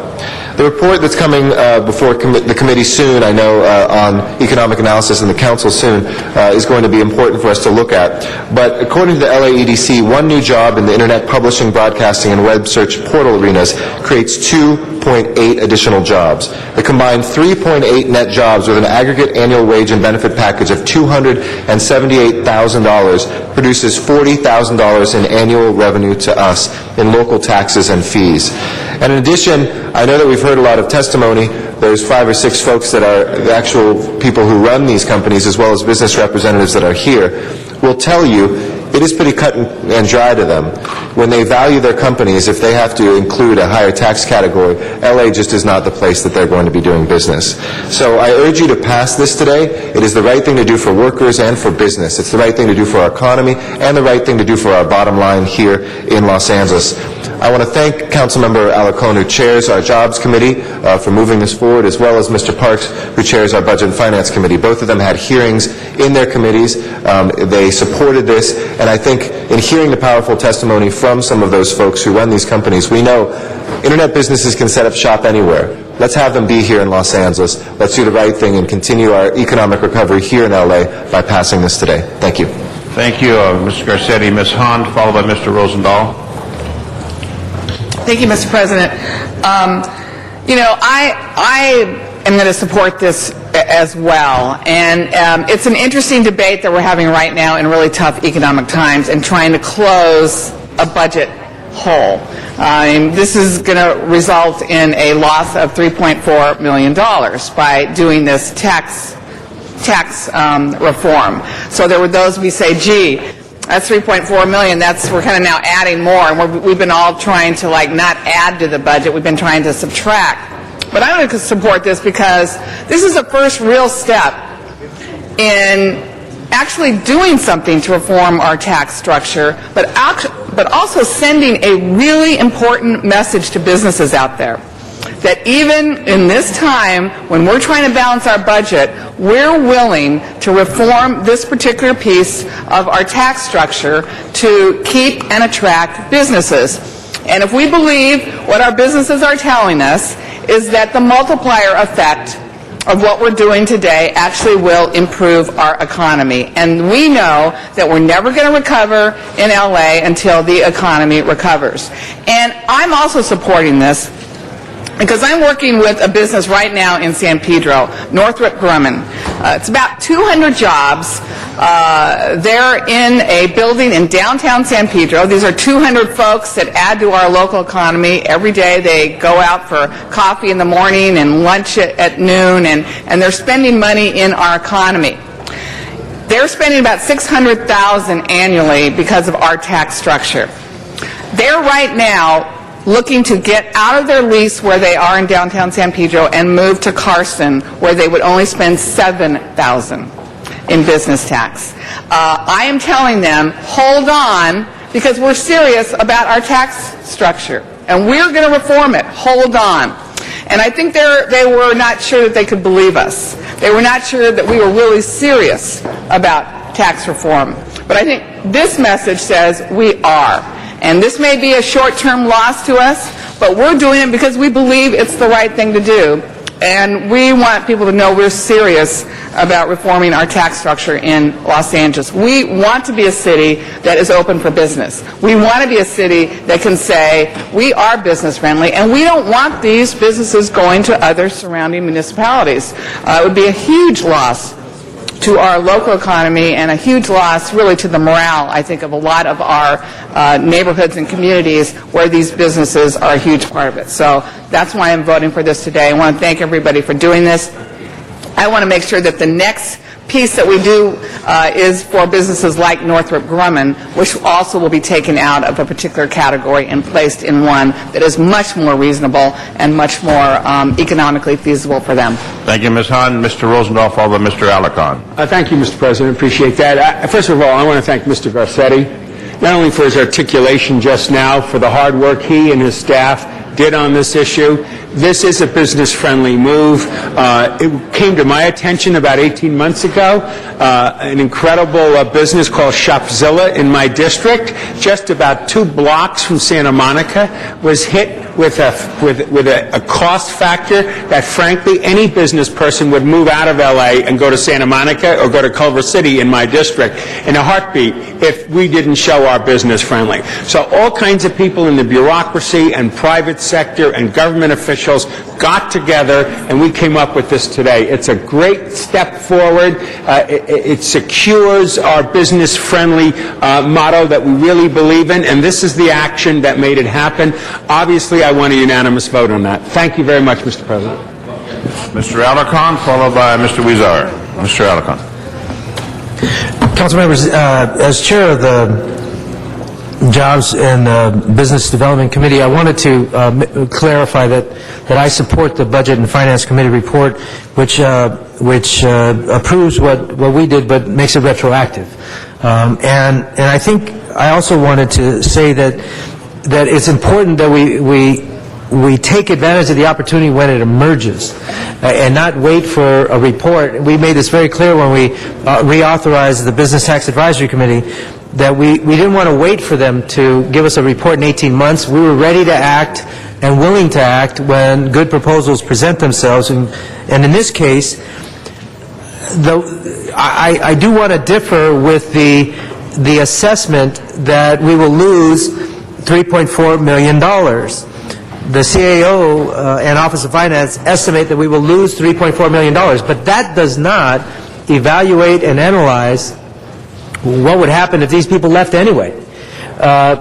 We would lose the $3.4 million anyway if they leave. So the policy question isn't whether or not we should lose $3.4 million. The question is whether or not we believe they will run. And I, as the chair of the committee, I believe these companies will run. And if we're talking about a lot of structural problems that we have with our city budget, essentially this is a structural fix, which means that in the long run we're going to do far better than $3.4 million. And we fixed it permanently, and we believe that other companies, like companies that would have not invested in Los Angeles, will now come to Los Angeles with a more fair tax rate. This had some interesting side implications, but the bottom line is that this is what we should be doing, and we're going to continue to look at specific things like this. I want to thank, of course, Mr. Garcetti and Mr. Rosendahl and Mr. Parks, but I also want to recognize Austin Butner. Just came to the city family and was very helpful in crafting some of the language, and I want to thank his office for working with us on this proposal. And you know, we sometimes people get things done behind the scenes and you don't ever know who did it, because we're busy taking all the credit. But I want to recognize them for the role that they played in this particular one. Thank you. Mr. Weezoff, followed Mr. Cardenas. Mr. Weezoff. Thank you very much. You know, I supported this in Budget and Finance, but after my vote, I realized that there had been an amendment to make it retroactive to January of 2010, which in effect would mean that for the fiscal year 2009-10, we would lose out on $3.4 million. Now, colleagues, correct me if I'm wrong, but we've been meeting each and every day for the last month trying to correct a $200 million problem that we have for this year. We've been saying that the rating agencies do not like our plan for 2009, where we're going to deplete our reserve funds, go try to lease out 10 parking lots, which we don't even know what's going to happen. And we've been saying we need every single penny to go into this year's $200 million problem. So I think I'm missing something here that I don't agree with some of the comments that have been made. Because yes, we're concerned about them leaving, but I thought we had made a higher priority for this fiscal year to put every cent we can get into the $200 million problem we have. I would suggest that we keep it as it is and make it effective January 2011, so that we recognize the importance of finding a different tax structure that would keep these businesses in Los Angeles. But unless we don't stick to our word, that our preaching that we've been doing for this last 4 weeks, that we need to put every penny into this year's fiscal year, because we don't know where we're going to come up with $200 million. I would suggest we start in January 2011 and not make it retroactive. On top of that, we made some very difficult decisions. We just voted to stop subsidizing poor people from paying for their trash. We're not going to make poor people pay for their trash, and that's one example of other very difficult decisions we made, because we recognize the importance of putting every penny into this year's fiscal problem.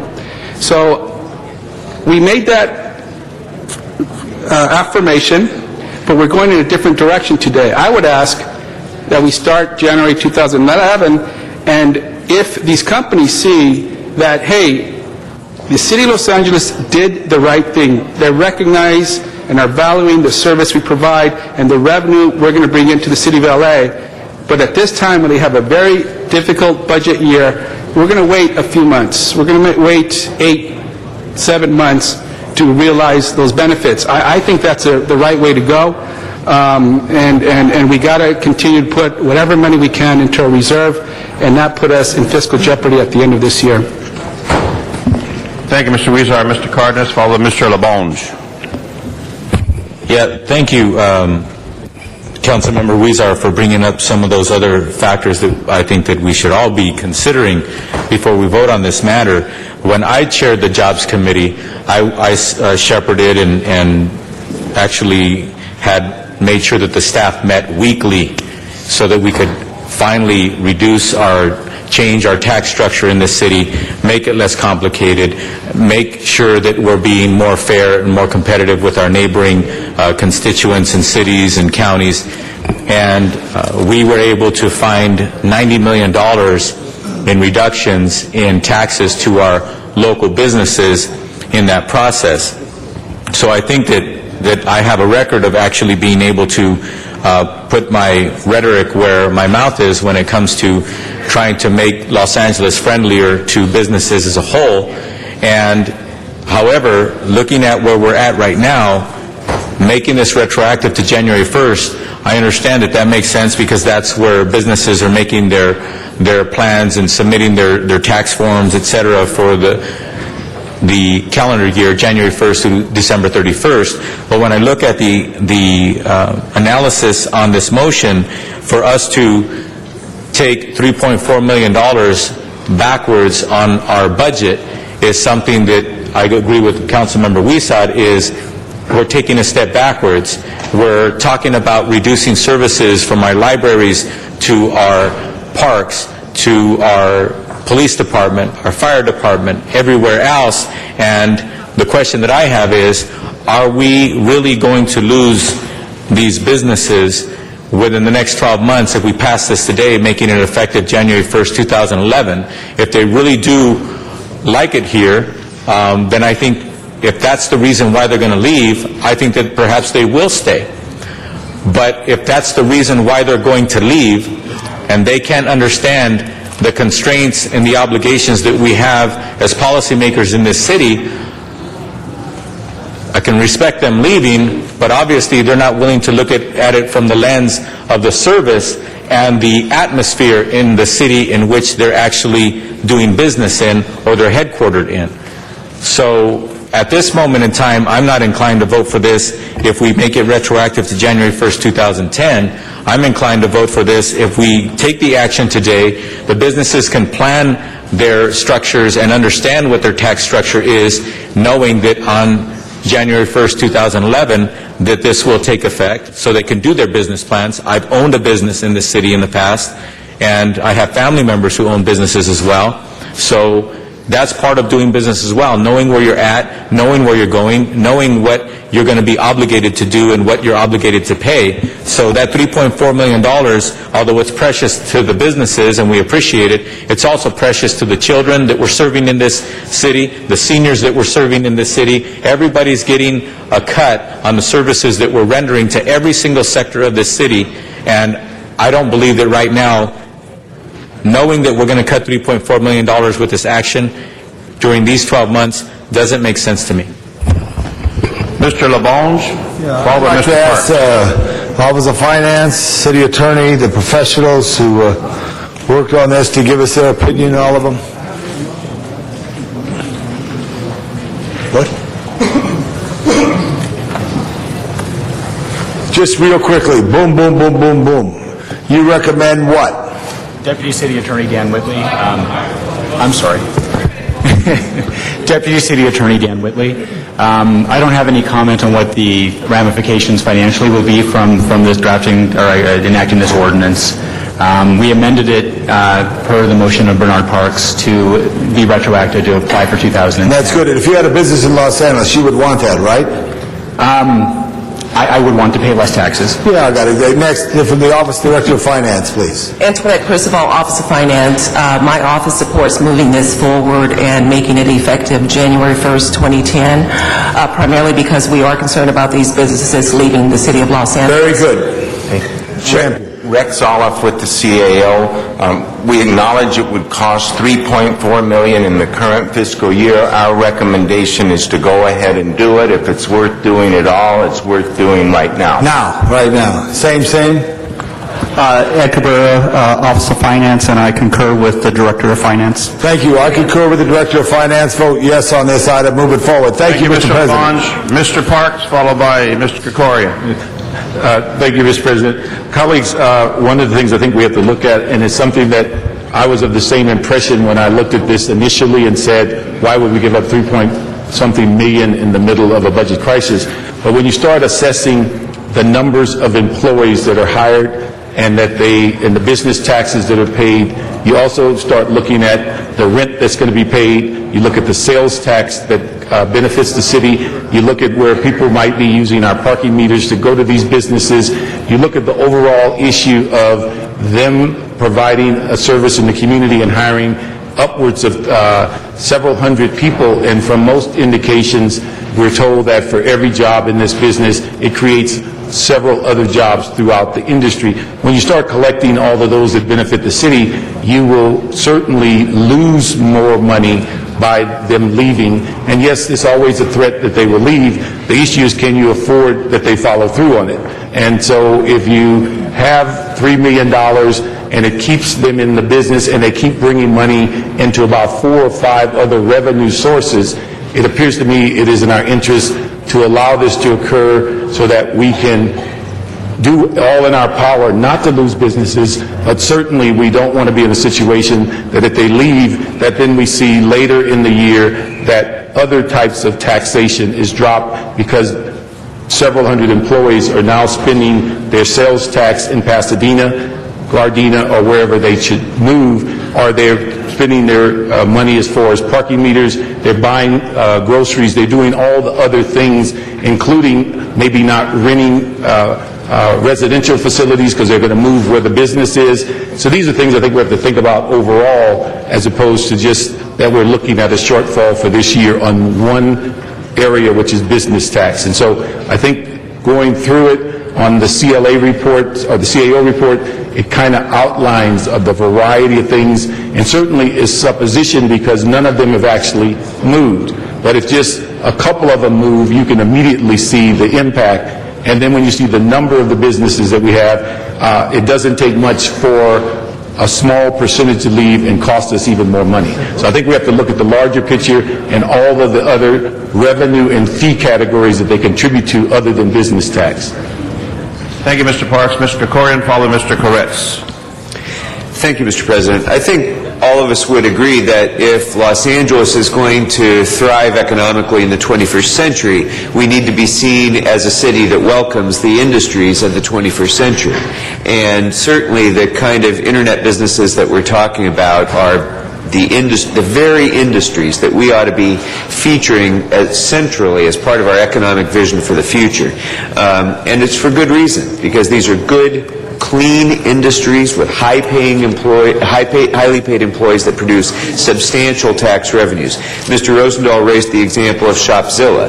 This is a business that has over 200 employees, highly paid employees that spend their money in local small businesses that contribute significantly to our tax base, and a business that could as easily function in Kansas, let alone Santa Monica. It could be anywhere in the world. Because it's an internet-based business that doesn't need to be here, but they are, and we should work hard to retain them. Now, I recognize the concern about having retroactive effect, but I think it's also important to note that in the Shopzilla example, for example, this is a business that has relied on being taxed at a lower rate for years, because it's always been seen, it's always relied upon the multimedia tax rate for many years now, and we've budgeted, in reliance upon their paying those rates. Now what we've done is reassessed them and tried to move them into the higher rate because of the very ambiguity of our own statutes. And so I think that it's important, to send a strong signal to the business community that we're not going to change in the middle of the stream, and that in fact we're going to be respectful of the rate that they've been paying, and continue to recognize that. Now, I'm also sensitive to the timing of this, of course. None of us wants to have any further loss of revenue in these difficult times, but we have to see that dynamically. We have to see not just the loss of the short-term revenue, but the loss of the longer-term revenue that we will have if these businesses don't stay here. And as an example, in Sacramento, in the middle of the greatest budget crisis the state has ever had, we were able to succeed for the first time after 15 years of failure in enacting a film and television production tax incentive, in enacting a small business employment tax incentive that is right now today producing more revenues and more jobs than we would have had otherwise. And we did that in the middle of a budget crisis precisely because that was the time when people were focusing on how do we keep and create and retain jobs here in our state. And likewise, I think the only way we're ever going to get out of this budget crisis that we're facing is not by cuts alone, obviously not by taxes alone, but by continuing to grow our economy and produce and retain the good jobs that Shopzilla and other companies like this represent. So I'm going to support this as it stands, and I urge my colleagues to do so as well. Thank you, Mr. Koretz, followed by Mr. Garcetti, and then Mr. Weiser. Well, I'm 99% in agreement with what the majority of our colleagues have said. I think it would be crazy not to do this in some form. I think it's a brilliant idea, and we have to start making our city more business-friendly. But at the same time, we're trying to find every dollar we can. So the question is, exactly when do you do it? Is anybody going to leave if we actually start this now as an example rather than going retroactive to a couple months back and insist on paying their back taxes. No, nobody's going to leave because we're not refunding them some taxes. The question is, how far in advance can we go and play this tightrope and actually save some money at the same time? Are people going to leave if we end our fiscal year without digging ourselves in a bigger hole? I don't think so. So the question for me is whether we should do this on July 1st or January 1st. I think doing it retroactively to January makes absolutely no sense, just gives away some money that we can use to make our tiny amount of surplus turn ever smaller by doing this. So the minimum, I'd say start it now. More likely, I'd like to go at least to July 1st. I don't think anyone's going to leave because you added 3 months more of taxes.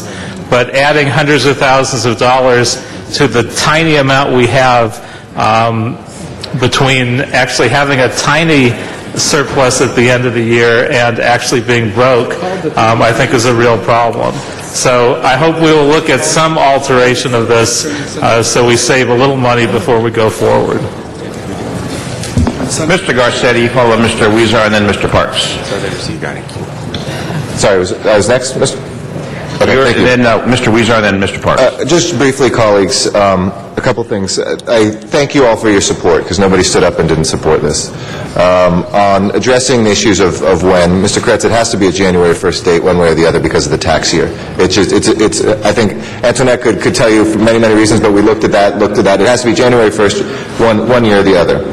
For Mr. Cardenas and Mr. Weezer, we estimate, and I commend the report here, the mayor's office has identified about 1,000 jobs that have already left from the internet businesses specifically here in Los Angeles because of where we are today. So I would ask, how many more in this sort of time of high unemployment can we afford? Second question, more than $3.4 million would be lost. Again, the report is very clear. We will lose more than $3.4 if we don't do it for this year. In those 10 months, we didn't reopen the public hearing. There's, I think, 7 cards, and I want to be respectful of folks' time, as Mr. Rosendahl is excused to leave at 11:30 and very much wants to be here to vote on it. But you will hear from them directly. People are making decisions for sure. In fact, they've actually held off for a couple months on some decisions from some large companies waiting for us. When we're looking at how long it's taken, thinking through business, this was introduced April 15th, so that we're at March 1st is not necessarily their fault, but the report says very clearly, if the proposed internet-based business reclassification is not implemented, and I do believe the CLA can clarify for this year, because people will make those decisions this year, the city would likely suffer an ongoing, not just 1 year, ongoing business tax loss that will exceed the $3.4 million in future years. 2 months of retroactivity versus 10 months of delay is how it's framed, because Mr. Kretz did propose perhaps now or July 1st. We can't do that for a number of reasons. So it's really a choice between 2 months of retroactivity based on our legislative process or 10 months of delay and who leaves during that time.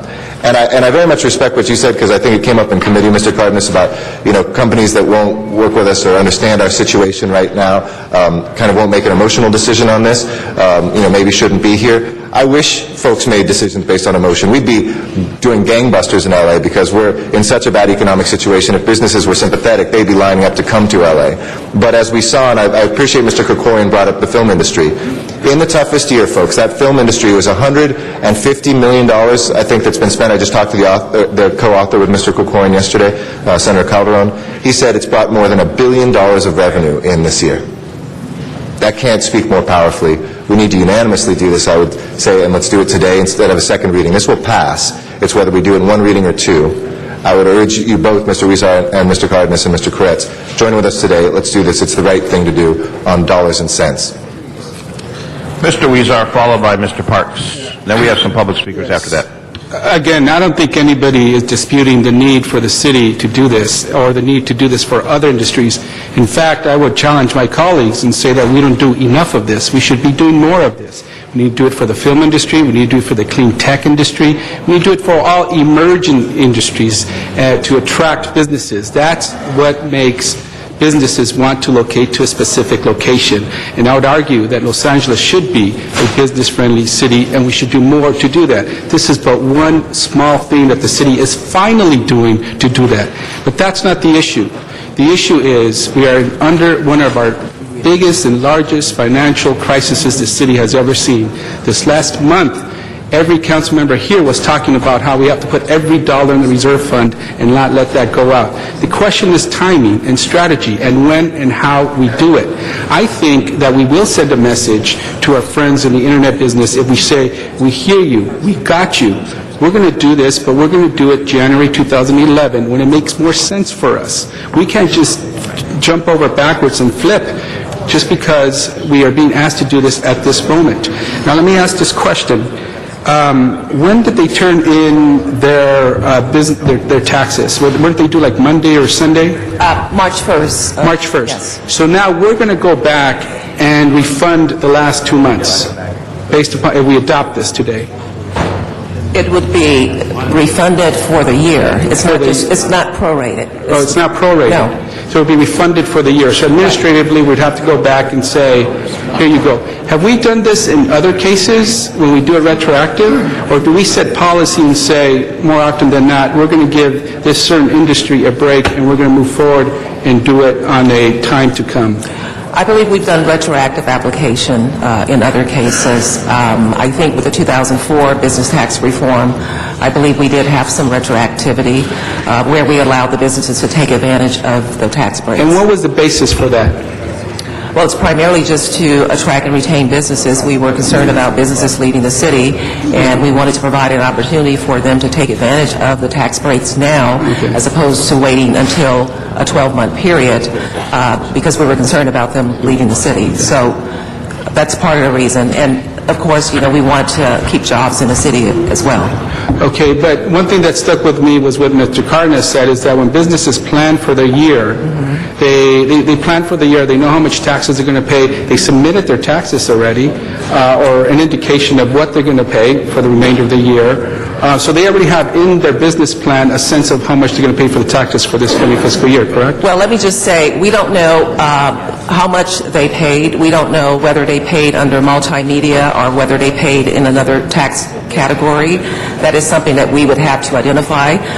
It's likely that perhaps maybe they paid under the multimedia, the tax category that's being proposed today, because that's what they're basing their business plans on. I think that's something that the businesses, some of the businesses that are here, could possibly speak about. And so if they paid under the multimedia classification, which is the lowest, there would not be a refund. It would be appropriate in terms of the payment. But if they paid at a higher classification, because this particular classification hasn't been approved as of yet, of course, then they would be receiving a refund. Okay, thank you very much. I have my comments here. I think we're handling this just the way we handled the budget. We're realizing we're doing things too late, too little, and so we jump to try to do too much. And we got to be more proactive and prospective in the way we look at issues. And I would ask that your department, along with others, look at how we can do this for other industries. And I think we're trying to capture and go back when, in fact, we should be doing this way ahead of time, thinking ahead of time, and I think the timing is wrong for this, to be retroactive, not to do the overall policy. I believe the overall policy, but I think our chorus has been that we need to put every dollar in the reserve and doing the opposite with making it retroactive. Thank you. Mr. Parks, followed by Ms. Hahn. Thank you, Mr. President. Antonio, could you explain to us on the sense of business tax? If I understand it, they're paying for this year on their gross receipts from last year. That's correct. All right. So the change that we're making today, effective January 1st, it impacts them when they pay January or through 2011 for 2010. The taxes that they paid as of March 1st is based on their gross receipts for the prior calendar year. So if we change the ordinance today that effective January 2010, it affects what they pay in 2011. If they stay in the city, yes. If they stay in the city. If they left before January 1st, 2011, then they would not pay anything in 2011. So the concern is that if we're not addressing it right now, and these businesses leave the city, the impact could be far greater in 2011 and out. And I know that that's definitely a problem with the budget where it can get progressively So you worse. say- So I think we need to do something now. When you say far greater, you're saying that you not only wouldn't get the business tax in 2011, you wouldn't get all the other money they might spend during 2010. Right, absolutely. And another thing just to point out, with these businesses, there are about 1,400 businesses that would be eligible for the internet tax classification. Not only, the 3.4 million represents just the differential with the multimedia classification. These businesses also generate revenue in other business fund classes. And so if you looked at them collectively, overall, they provide about $6.8 million in business tax revenue to the city. So if they were to up and leave, it's not just the 3.4 million that you're looking at, it's the entire 6.8 million. And I think that's very key and important to note, because it's not just that small amount. And when you analyze this change, how many businesses do you speculate it may impact? About 1,400. About 1,400 businesses. Right. Okay. The other thing is that when we talk to the businesses about their concerns, they also mention issues such as their leases that they're trying at this time. Generally, these businesses, are they leasing on 1 year or 5 years? What generally is the time that they're tying down the leases that we're aware of? I'm not quite sure. I think some of the businesses could address that. I think it's about 5 years. About 5 years. Leases. Yeah, So right. what the issue is, when they tie down a lease, they are committed in the city for the 5-year period, and so much so we're committed to paying their business tax during the time that they're in business in the city. I think that's part of their evaluation as to whether they would stay or leave. Colleagues, I'd ask that on this item, that we move the Budget and Finance report with one amendment, that on item 2, the date of the receive and file jobs report should be December 15th rather than September 22nd, and that we also move the amended ordinance that changes the date of starting to January 2010 and expiring 2014, as opposed to the prior dates. And so I'd ask that we move that so that we can have this in place when these businesses pay their gross taxes in 2011. Is there a second? Ms. Hahn, Mr. Reyes, for the first time, you're a repeat. Mr. Reyes. Oh, yeah, you're second. Mr. Reyes is calling the question. On calling the question, open the roll. Close the roll, tabulate the vote. 13 ayes. Well, the question's been called. We now have public comment on this matter since the question's been called.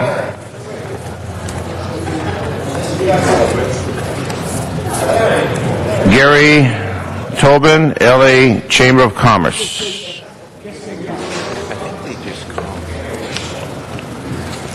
Members of the council, I'd like to thank President Garcetti for his leadership. I'd like to thank Councilmember Parks and the Budget and Finance Committee for the unanimous recommendation. Thanks to the Mayor's office for their outreach to the business community. As it's been pointed out, this ordinance is the first step in a strategic plan to revise our tax code so that we can target high-paying jobs for the citizens of our community and grow the tax base for Los Angeles. In economic development, a city must play to its strengths, and that's what this new tax category will do. It will play to the strengths of all of the creative talent that we have here in Los Angeles. And in that way, it will create new high-paying jobs that every city in the United States is trying to recruit. I urge your support, and I applaud your leadership. This motion will create jobs and a growing tax base for our city, and it will make your budget deliberations easier in years to come. Thank you. Thank you. Mr. Garcetti for a comment. President, I know there's folks that are here, but given time, I would actually move, we've had a public hearing, and with their indulgence and their patience, I would move to close. We appreciate the one public comment. We don't need to repeat that, and I would move to vote right away. Well, we do have public comment. Mr. City Attorney, can we do that? Actually, if you open it up, I would please give them... Or if they could stand, they could be up to them too, but... Well, I can call their names, Mr. Garcetti. Voluntarily, I would ask them, and if there's anybody who still wants to speak, they could speak, but is there anybody... Let me read the cards. Nicole from the Hollywood Chamber of Commerce, Shenian, Rachel Glazer from the COO of MyLife.com, Saul Gomez, Michelle Garcanian, and Arnold Sachs. Those are the folks that are here. The only ones who wish to speak is Arnold Sachs, so Mr. Sachs and the others, thank you for your courtesy on this, and Mr. Sachs will take the vote. All right, so we'll hear from Mr. Sachs, and then we'll take the thank vote. you all very much for seating those cards. We appreciate it. And thank you, business folks, for being here. Mr. Sachs. Thank you. Good morning. 1,400 businesses, $3.4 million comes to $2,500 per business. I agree with Councilman Weezer. The timing of the discussion, as always, you're following instead of leading. And finally, you're asking about $3.4 million, where to come up out of the general funds. I heard nobody mention to ask LA Live to rescind the 14% bed tax that you excluded them from paying. And if you do the quick math, that comes to over $3 million a year. So why don't you say to LA Live, gee, we have a budget crisis. We won't be able to give you that bed tax exemption for 20 years. Let us rescind it for 3 years so we can collect this $3 million to offset this money that will provide jobs in LA. Somebody speak to that. Thank you.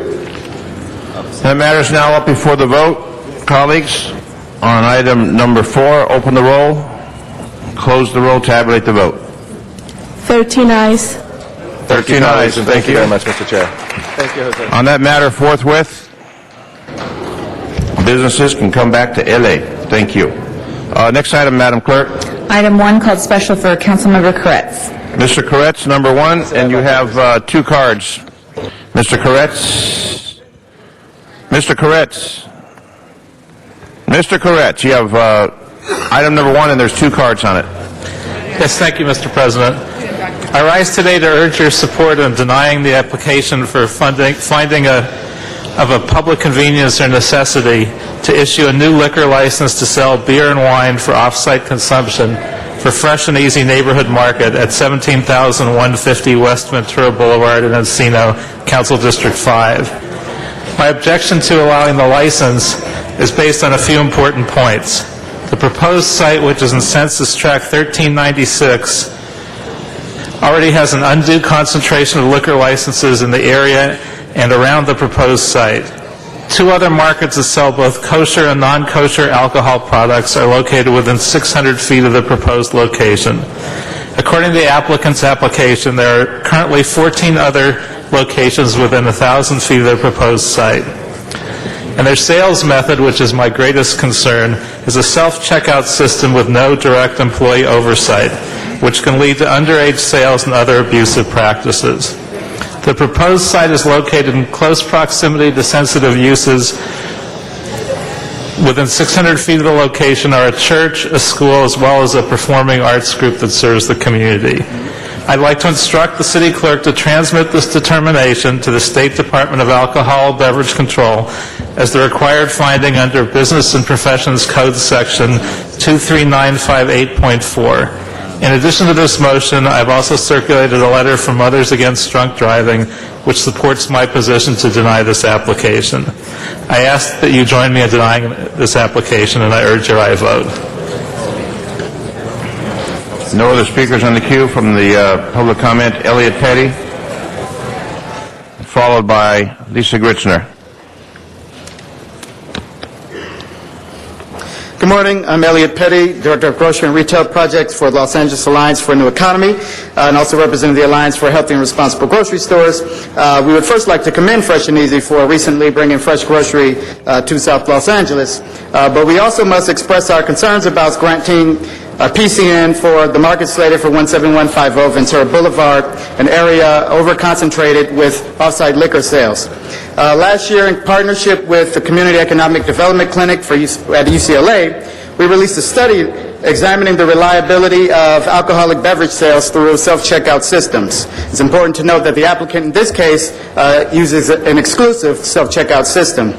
Our study was conducted over a 2-week period with participants visiting 5 grocery chains, including Albertsons, Ralph's, Fresh and Easy, Superior, and The Market by Vons.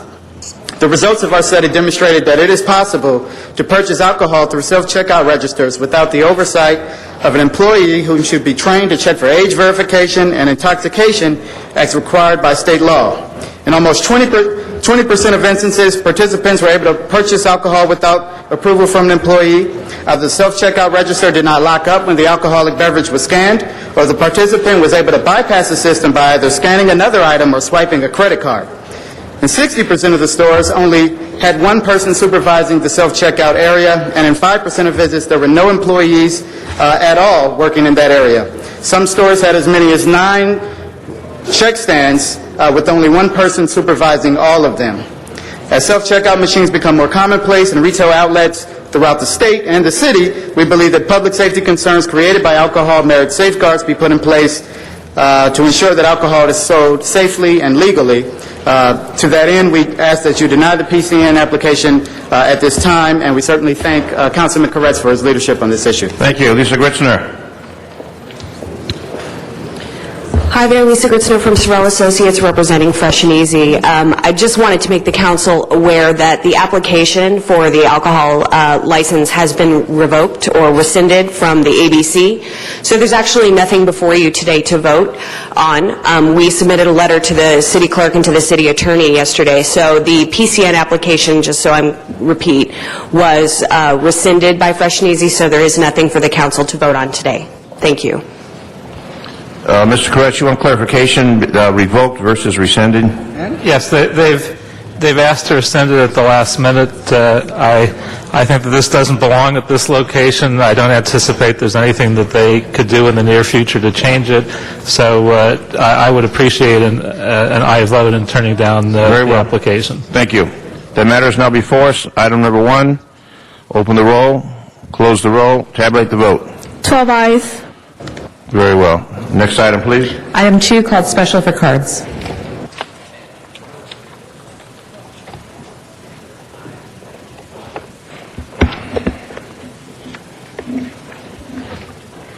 I don't show a card on item 2. Okay, for the record, the recommendation is to grant the application. On item number 2,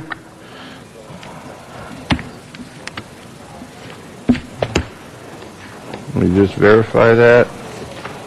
Okay, item number...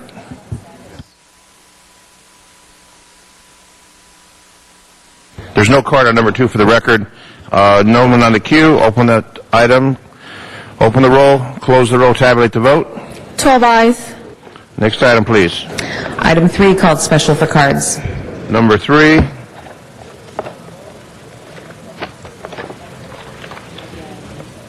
We have Raymond Turchin. Raymond Turchin on item number 3, sir.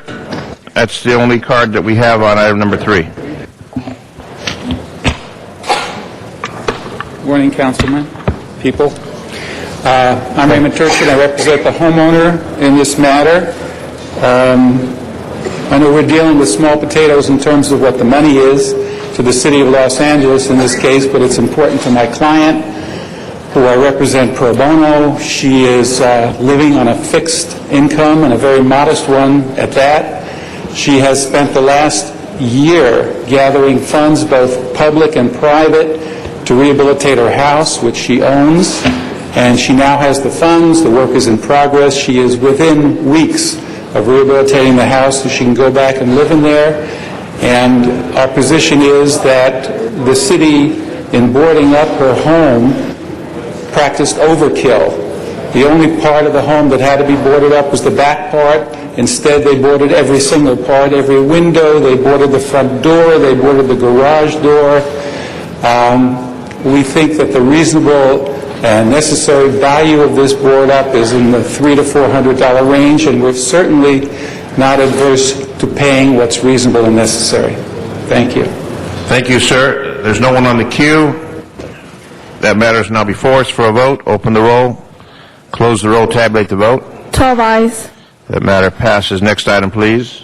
Item 7 called special for Councilmember Parks. Number 7, Mr. Parks, and we do have a card from Mr. Sachs on number 7. One card?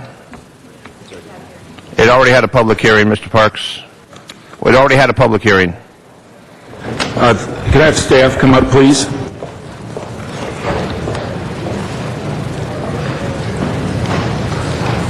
Colleagues, as staff is coming up, I think it's important as we are moving forward on the budget and a number of other things that you're aware of what some of the changes that are being recommended and how we handle MICLA.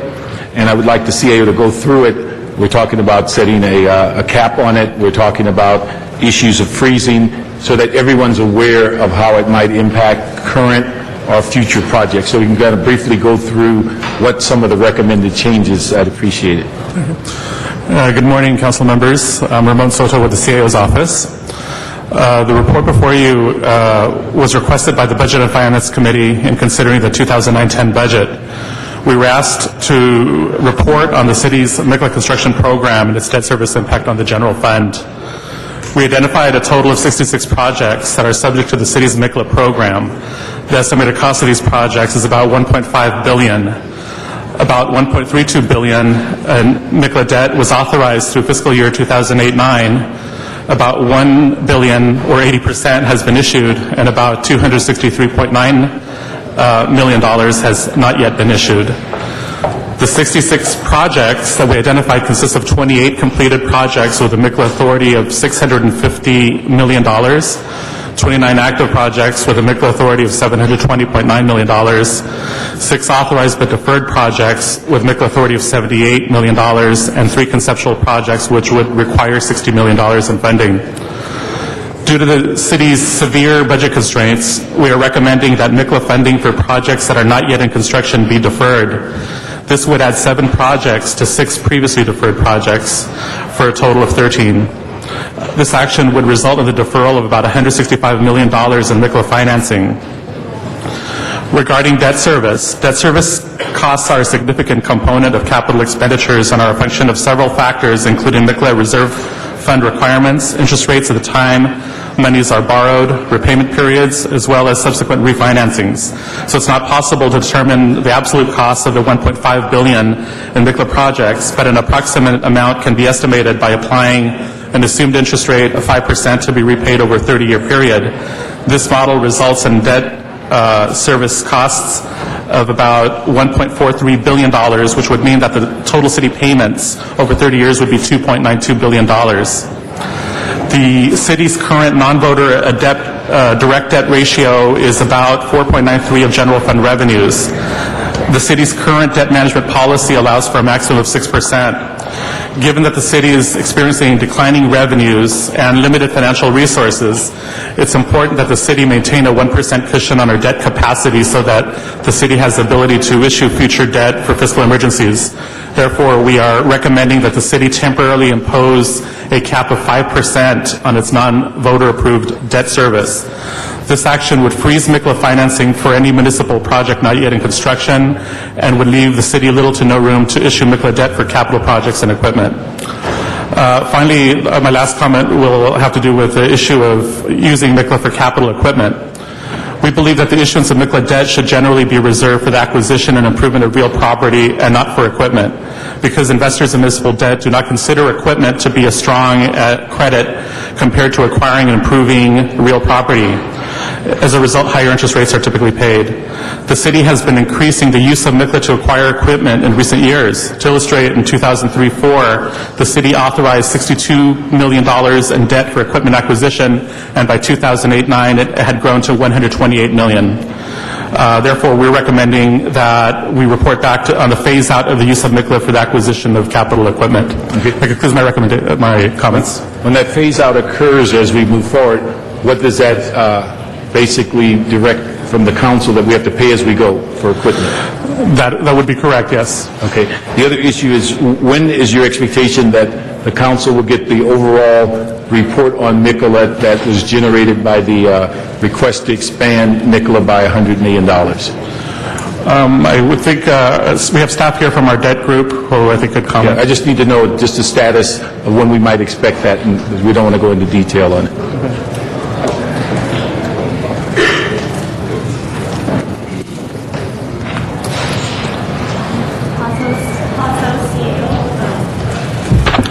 For the 300 million expansion, it was completed on December 22nd. Okay, but the issue, we asked for a report back and a number of issues to be addressed. When will that report back be before the council?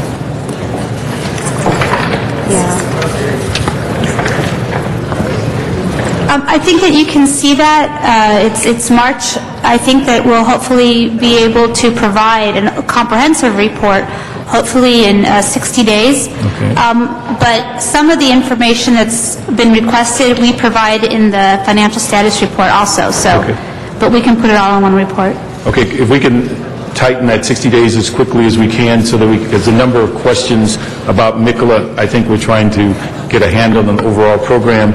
Colleagues, the reason I call this special is just to alert you that Nicola, we hope to change the direction of its usage, that it will hopefully in the future be for bricks and mortar, capital projects, equipment, which is now, I think, somewhere in the neighborhood of about 70% of our expenditures over the last couple of years, will not be a part of Nicola. That means that it's going to put more stress on the general fund because we are planning to go pay as we go. So these are things that we think you need to know as we move forward to 10-11 budget because the credit card of Nicola, the debt service alone is becoming significant, and the choices that we placed in Nicola are becoming less and less realistic as relates to charging a charge account for equipment that may not last longer than the actual debt service. And so this is something that we want to alter in 1011.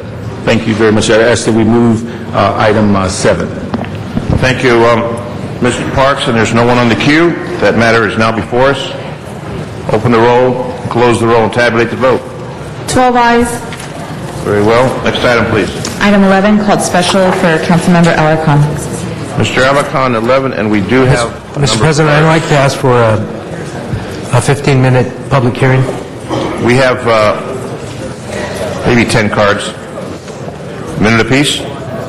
I think that should cover it. Okay. Item number 11, folks, if you're here for that matter, Jesse Torres, followed by Dr. Williams.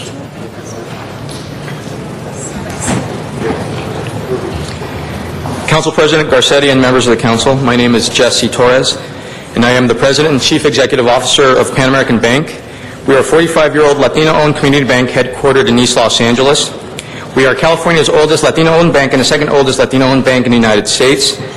Pan American Bank was established in 1964 by Romana Acosta Bañuelos, the first Latina treasurer of the United States. Pan American Bank was founded for the express purpose of serving the unbanked and underbanked Latino communities in Los Angeles and Orange counties. As of December 31st, 2009, $27 million of Pan American Bank's $32 million loan portfolio was comprised of residential mortgages. Nearly every residential mortgage was made to a low or moderate income borrower. Pan American Bank's mission is to transform and empower Latino communities through banking relationships built on trust, service, respect, communication, and guidance. Consistent with that mission, in 2009, Pan American Bank did not foreclose on a single borrower and modified 100% of borrower modification requests. As a seasoned banker, I understand the economic and financial rationale for seeking economies of scale and market share. As a community banker, however, I am also aware of the long-term damage that is inflicted on a community when financial institutions focus solely on short-term profit and ignore the long-term financial and economic health of the community. City councils must consider the record of all financial institutions holding public funds. City councils must divest such funds from institutions with poor or superficial community reinvestment performance. City councils must use the power of their deposits to reward those institutions that act in a manner consistent with Dr. Clyde Williams. Thank you. Next speaker. Dr. Clyde Williams, El Sereno, Northeast LA. Doesn't go far enough. Why not add to that the actual firms that got us into the current mess? Those who raided the foreclosure properties that were part of various junk bonds that were issued, both to the general public, but also to the City of Los Angeles.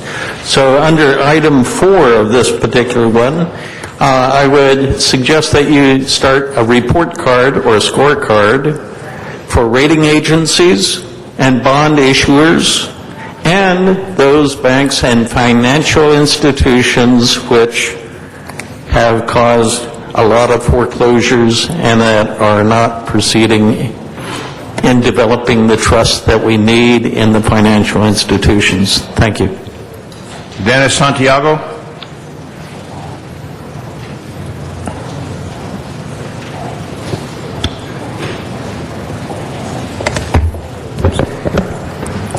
My name is Dennis Santiago. I'm the CEO of Institutional Risk Analytics, a bank rating services company based in Southern California.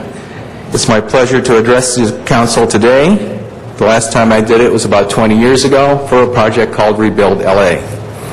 Today we face a crisis requiring all of us to come together and restore a way of life in California that can again become the envy of the world. I do believe it is entirely reasonable for the City of Los Angeles, indeed any local, county, and state government body, to ask how banks are handling your operating funds and custodians are managing your financial services.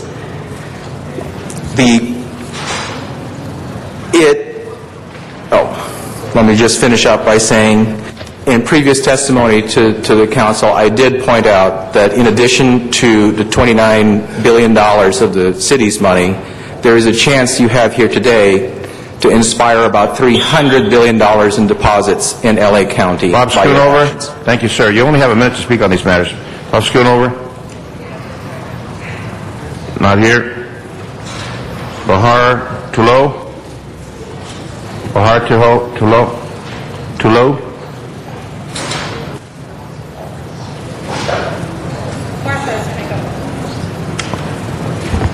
Good afternoon. My name is Martha Rojas. I'm here in support of the proposal. Martha Rojas, I haven't called you yet. Is Bahar here? You're on the speaking. Are you Bahar? Yes, I was going to provide some more background to Martha's presentation. Just wanted to allow Martha to go. We've got Martha speaking, so you can both speak if you wish to do so. It's up to you. Martha King. Okay, Martha, go ahead. Martha Rojas. Okay, thank you. Like I was saying, I am a member of SEIU, working with Gloria Saucedo and Hermandad Mexicana in Panorama City, and union members in our community, partners, and clergy. We have helped over 500 families stay in their homes, who otherwise would be lost to foreclosure. We all know that the City of Los Angeles budget deficit could lead to major cuts in our parks, libraries, neighborhoods.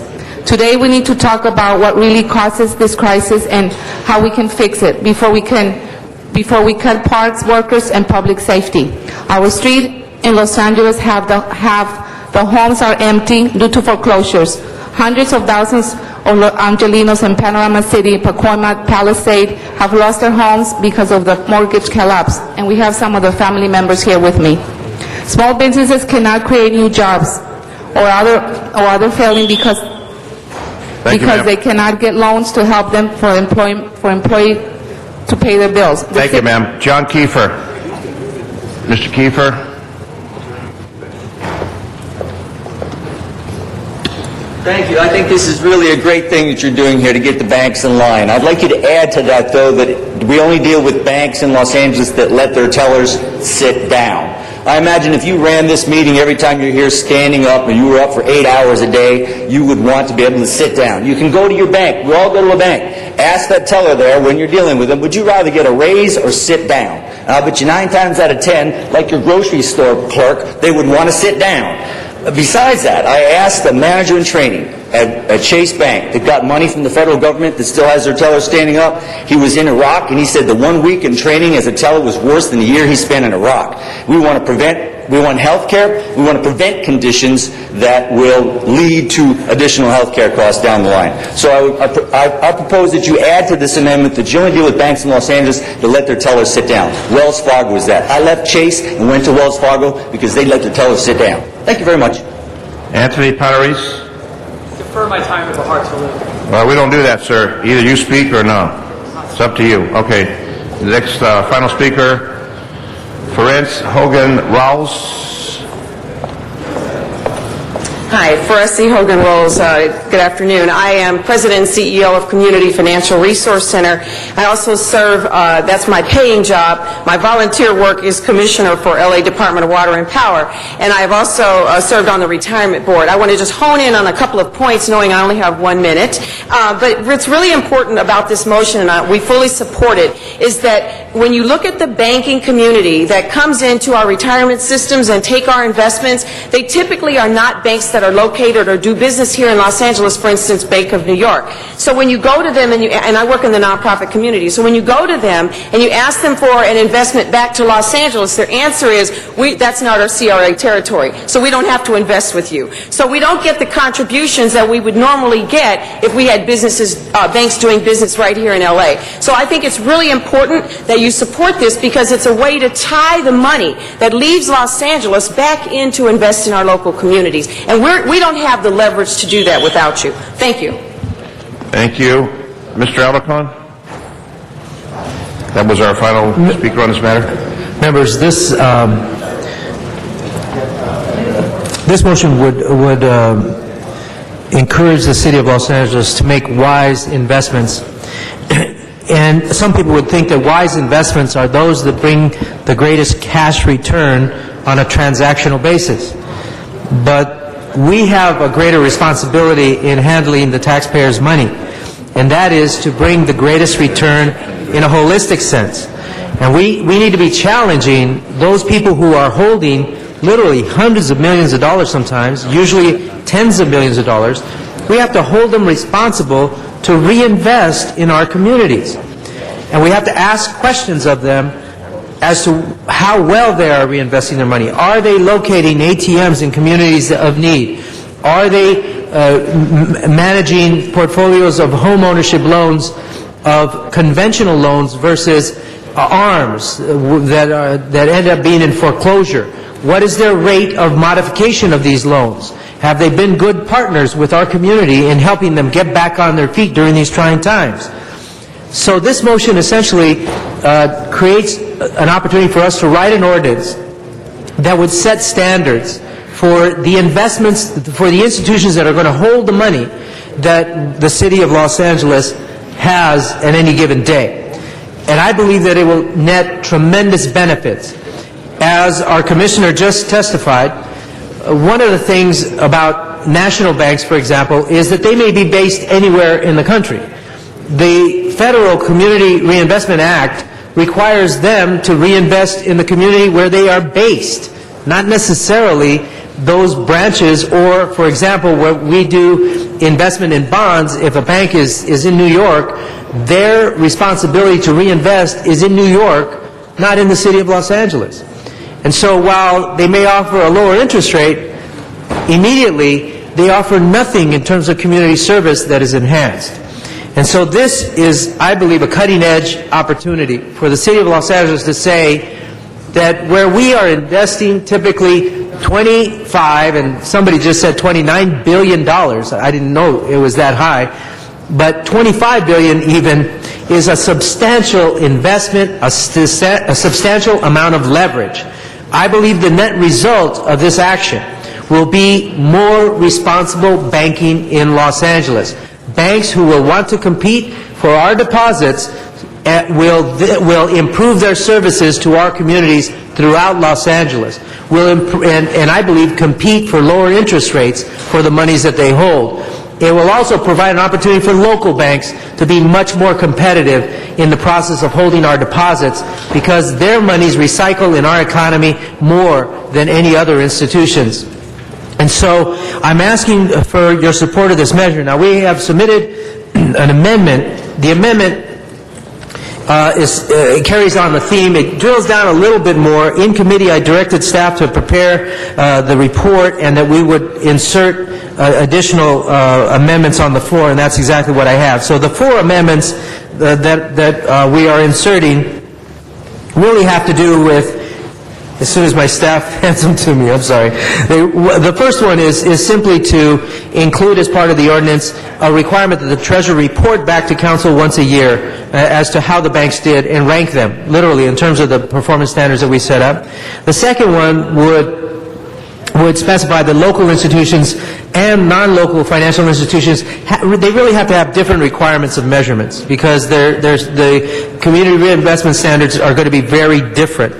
And thirdly, we ask that that we assess the following kinds of things. So, for example, loan activity within an assessment area versus the deposit base in the area, community development loans and investments in the assessment area, small business lending activity within the assessment area, charitable and community investment activities not otherwise specified. These are just honing in on the same theme. We want to know which banks are giving back to our communities, and I believe by virtue of our deposits, we can create the leverage to get them to invest more. So I would ask for your support. As I said, I believe this will be a cutting-edge opportunity for the City of Los Angeles and municipalities throughout the country. Rather than relying on the Federal Community Reinvestment Act, will be able to create their own Reinvestment Act, and banks throughout the nation would theoretically participate with their local communities in a way that is much more productive for the dollars that are being taxed of the local community. Ms. Hahn? Thank you. Well, I am actually standing and also supporting this idea of really, I think, doing more to provide reform and accountability to the banking industry than probably anything else that I've seen us do. I like the idea that our city treasurer will be establishing these annual reviews based on this criteria that we're providing to kind of rank these banks in order of, how they really are participating in our communities. I think one of the biggest disappointments for Americans was the federal government's lack of these kinds of standards with the banks that the taxpayers bailed out. While we were bailing out banks, we never insisted that they actually restructure loans and mortgages. We heard of stories where people weren't even getting their phone calls returned by the person at the bank that they would have been dealing with to restructure their loans. So this is a way that we will be able to see whether or not they're serious about investing in our communities. And again, we're the second largest city in this country. We have a huge portfolio that we're investing in these banks. That's leverage that I think we need to use to reinvest in the community and stimulate the economy on a local level. So I think this is a great idea. It puts the kind of standards and, again, accountability and transparency that we've really never had. It's always kind of after the fact, after we've given them our money, that we begin to hear complaints about how they're not really reinvesting in our own community. So this is a good idea. It gives us the information up front and lets us decide whether or not we want to keep investing in them on whether or not they're investing in us. So I think it's a great motion. I'm standing up to support it. Mr. Reyes? How's that? I also stand in support of this much-needed information, but I wanted to make a friendly amendment in that you start off understanding what the baseline is. There are bank poor areas in the city. There are places in which we have banking services, but they do not stand alone. They're in supermarkets. But there are supermarkets that don't even have a presence in some of our neighborhoods. We have warehouse stores. We don't even have a bank in those facilities. So I thought it would be helpful if we can get a report back on the current picture of the city, on where banks actually are established. There are some neighborhoods that have standalone banks every other block. There are other neighborhoods that you have a standalone bank and you have maybe 13 blocks, but in those 13 blocks you have maybe 15, 16 cashier centers where people have to pay to get their their check cashed. So there's a real, we need to start balancing out what it means to have a presence in our neighborhood. So if we can have a map or report back, is that something, is anybody from the Department of Finance here? Or who is this, Councilman Alarcon, who is this being directed to?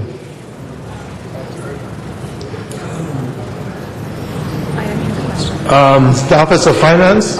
First of all, I have no problem with the amendment, but trying to figure out who would do it. It's not so much who would do it. The treasurer could do it, but it's a dynamic process, and so I don't know which numbers they would be looking at.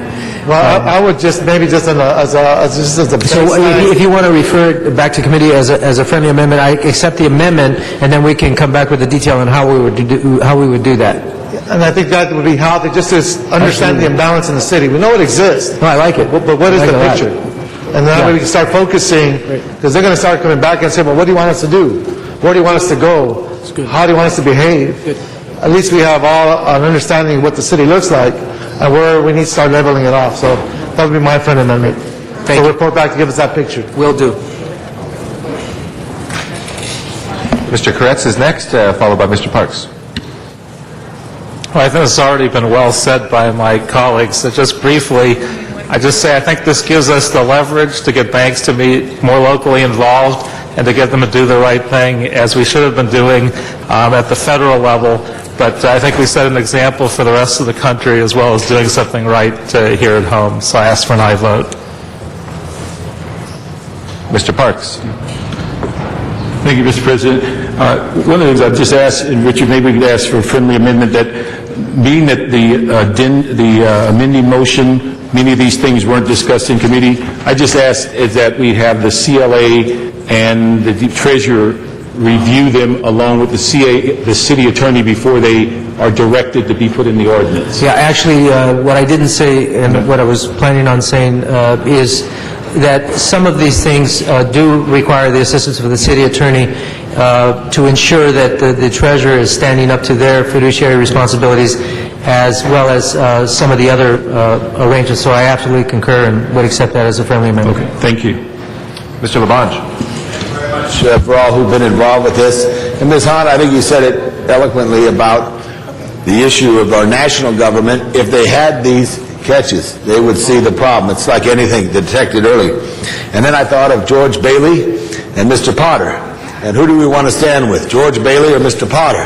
Mr. Potter ran the savings and loan for the community, and It's a Wonderful Life. Mr. Potter didn't care about the community. There are many institutions that do care about the community.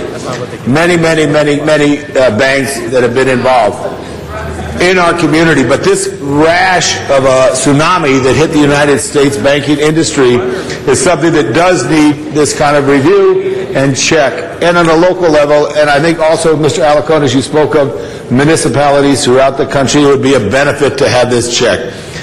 I always say this all the time, it's a football analogy, but if you didn't have referees, there would be a lot more holding and a lot more personal fouls. Referees keep the game in check. The same is true for what needs to be set up in this industry, because there absolutely was nobody in check. They were acting as if they were that great band out of Austin, Texas, asleep at the wheel. So I say, let's go forward, but I also would ask that we have these reports in some period of time that we could really focus on them to know the community activities, which we do get from a number of banks that do get involved, but at the same time, we prevent what has happened to us so tragically this year in our country. Thank you, Mr. President. Thank you. Mr. Alacon.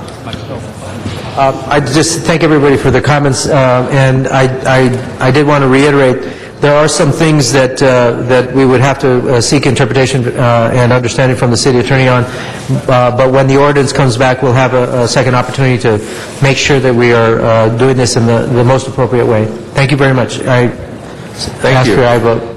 With that, as accepted as friendly amendments, we will take up the item before us. Please open the roll, close the roll, and tabulate the vote. 12 ayes. All right, those are approved. That is approved. Excuse me. Next item, please. Item 12, called special Thank you all. for Councilmember Krikorian. Okay. Which item, sorry? Number 12? Item 12. Okay. I think we have just some cards on those, so why don't we come for Dr. Clyde Williams on item number 12?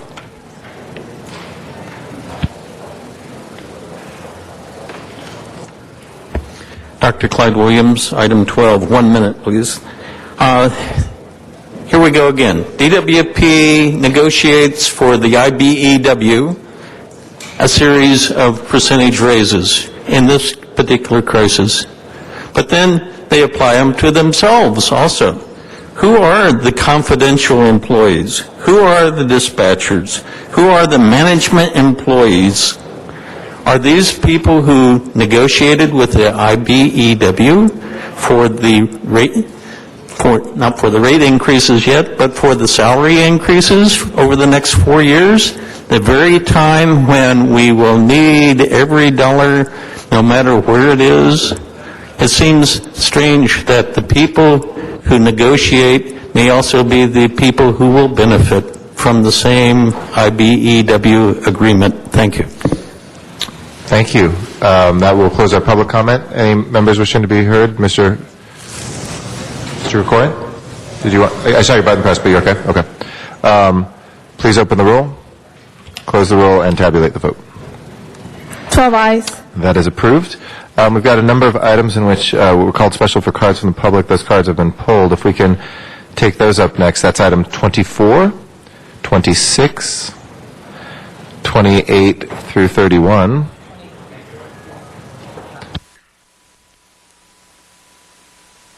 So it's 24, 26, 28 through 31, and 33 through 38. We do not have any cards on those anymore. On 26? Yeah, that's correct. Sorry. 26. Yes, my mistake. 26 as well. So, sorry, it's 24, 28 through 31, 33 through 38. If we can open the roll on those, close the roll, and tabulate the vote. 12 ayes. Those are approved. We can go to the next item called special, please. Item 21 called special for Councilmember Zine. Dennis P. Zine is now before us. Oh, Mr. Reyes, did you have a point of order or introduction? Just as the chair of Plum, I just wanted to let my colleagues know what we're doing here. Okay. And I'm not going to take away, steal Councilmember Zine's thunder here. No, you would have priority. Motion. You would have priority as committee chair, and then the maker of the motion would go second. Is that all right, Mr. Zine? For Mr. Reyes first? Well, okay. I have no problem with Mr. Reyes going first, but we want to continue this matter. You want to continue it? We want to continue it. You want to just continue it then? We can bring it up on the advice of the city attorney. Okay. Continue it. Till when? Do a date certain? We need a date certain. 2 week continuance. 2 weeks? All right, that will be March 19th. Well, yes, and then continue. Sure.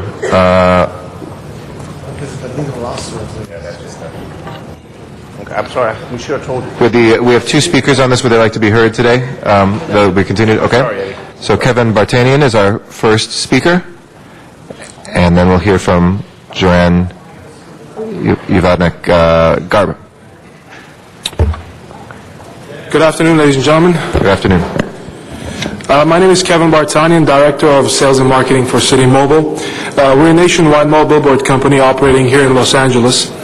We've held a Los Angeles business tax permit since 2003. We have performed numerous campaigns for the LAPD, LAUSD, and other city departments, and we are currently city vendors as well. We employ 30 Los Angeles residents. We are US DOT certified. 50% of our units are biodiesel.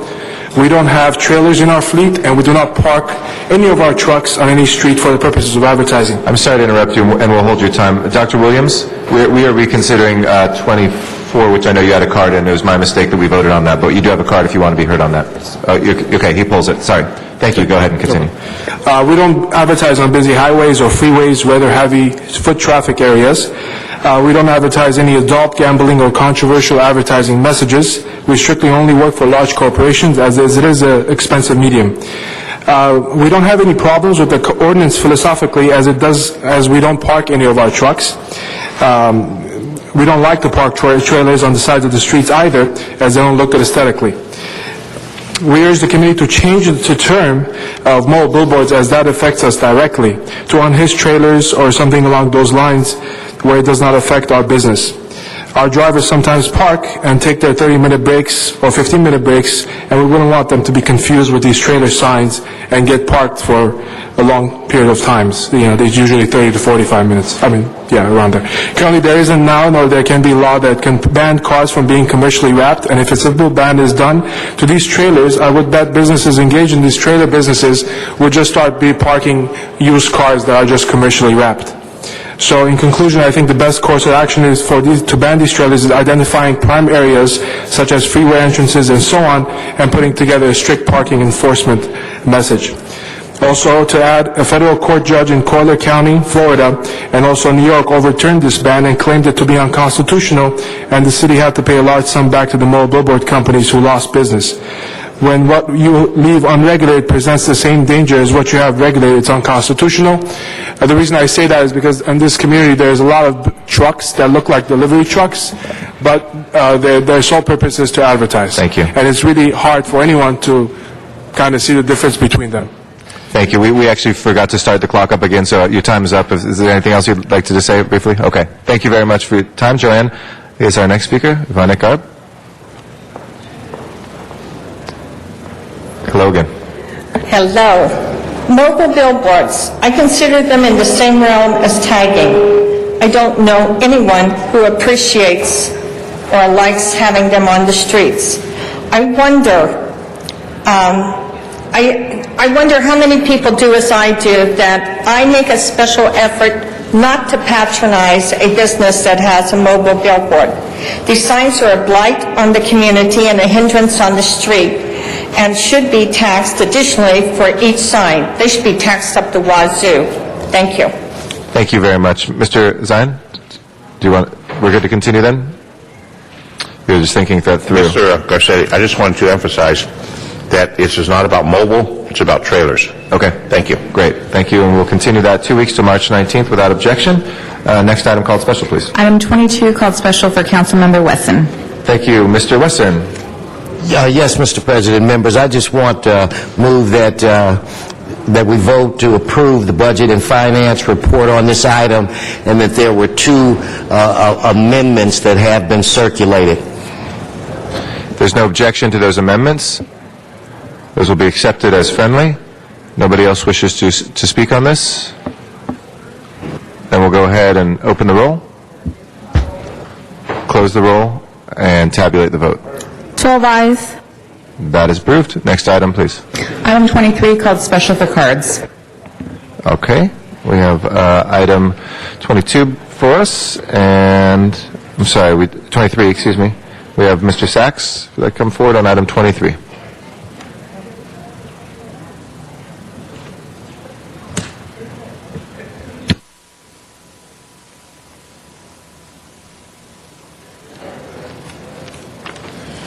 Thank you. Good afternoon. Item 23, I'm just concerned to make sure there is no vetting of any permits, that are any previously held discussions for advertising or public works or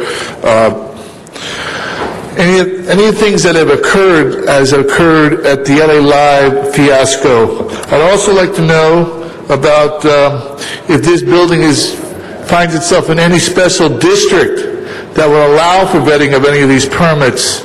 And finally, the Quimby fees that will be collected. What is the boundaries of the area that would be provided for where these Quimby fees must be spent? Because it seems that these buildings are going on and on. There's no Quimby fees being applied to any city locations, and the shortage of parks in here in the city of LA is disgraceful. Thank you. Thank you. If you want to stay right there, we've got 25 next, and you're on for that. Let's prepare the roll on 23 and tabulate the vote. 12 ayes. And item 25, Mr. Sachs, if that come forward. 1 second, sir. No, I'm fine with 23. Okay. Prepare the roll and tabulate the vote. 12 ayes. Item 26 is next. Mr. Sachs, we have a card in on that, and Dr. Williams has left. Thank you. Neighborhood councils. I'm against you taking any action on neighborhood councils. Let me give you an example. When you had the neighborhood councils here and you discussed the budget, one of the people that got up here who said they were sitting on a neighborhood council mentioned that that council had gotten license plate recording, the license plate recorders for the police to use so that they could run the numbers on stolen vehicles. Yet the police department has gotten funding for cameras to put in the vehicles and still haven't gotten the cameras. When it comes to this kind of action, neighborhood councils seem to get the work done when the committees and the city agencies seem to sit on their hands. Instead of limiting neighborhood council, their actions should be increased because they have shown that they're able to get the things done instead of all this BS. Thank you. That will close our public comment. If we can prepare the roll and tabulate the vote. 12 ayes. That is approved. Next item. Item 27, called special for cards. Okay, Wilma Frazier is our speaker on item 27, who's been very patient. Thank you for your patience, and good morning, or good afternoon, I should say. Good afternoon, Council.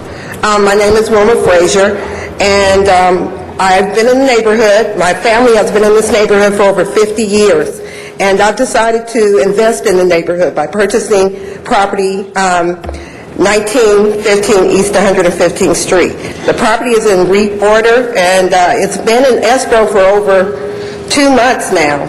And I was just notified a couple of weeks that it's in the REAP order.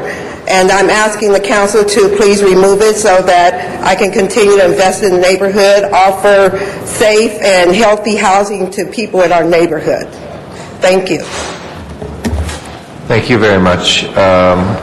Any council members wishing to call this special, this item? Or sorry, to speak on this item? Seeing none, that is now before us. Madam Clerk, if you please open the roll on this item, close the roll, and tabulate the vote. 12 ayes. All right, those are approved, both the removals and the assessments into REAP. Thank you very much. Next item, please. Item 32, called special for cards. Okay. Item 32, Mr. Sachs, if you'd like to come forward.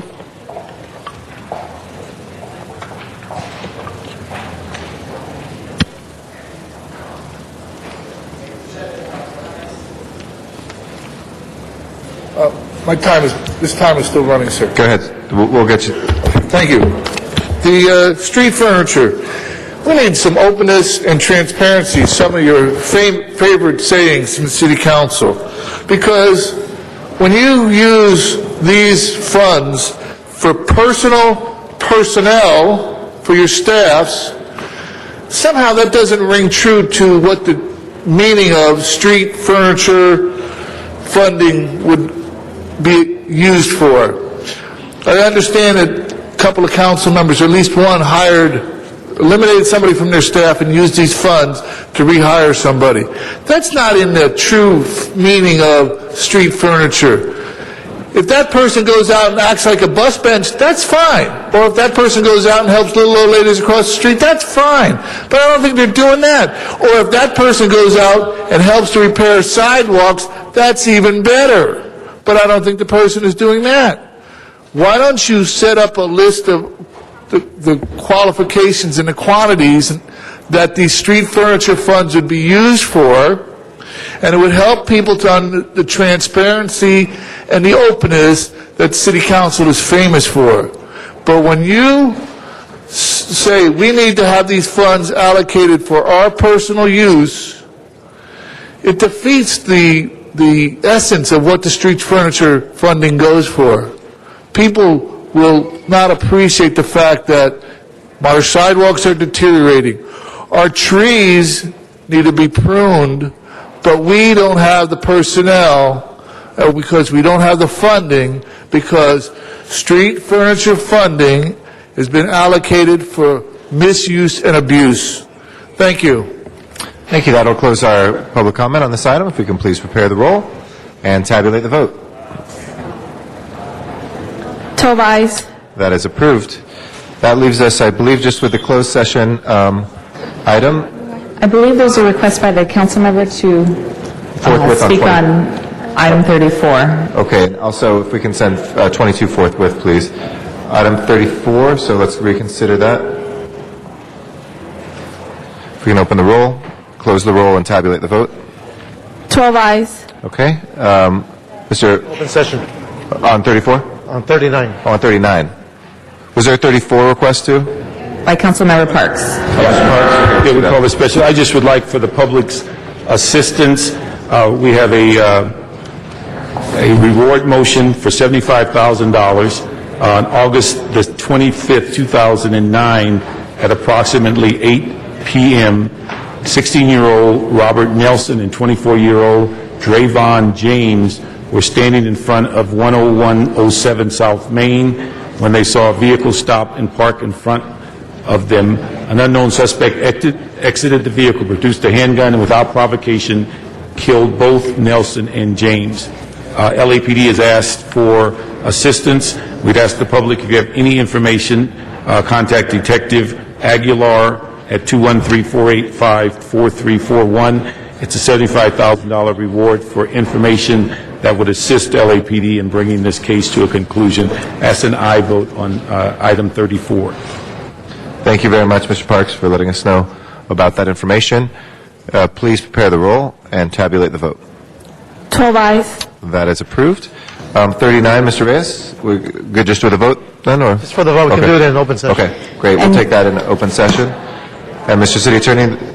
And for the record, on item 39, there is a compliance for writ of mandate in which the council requests the city attorney to prepare two separate ordinances to repeal ordinance numbers 180144 and 180145, and that they be presented to council in 30 days, and that the city clerk be instructed to provide the necessary notice of the city's intention to the property owner, applicant, and appellant in the case of Historic Preservation Now versus City et al.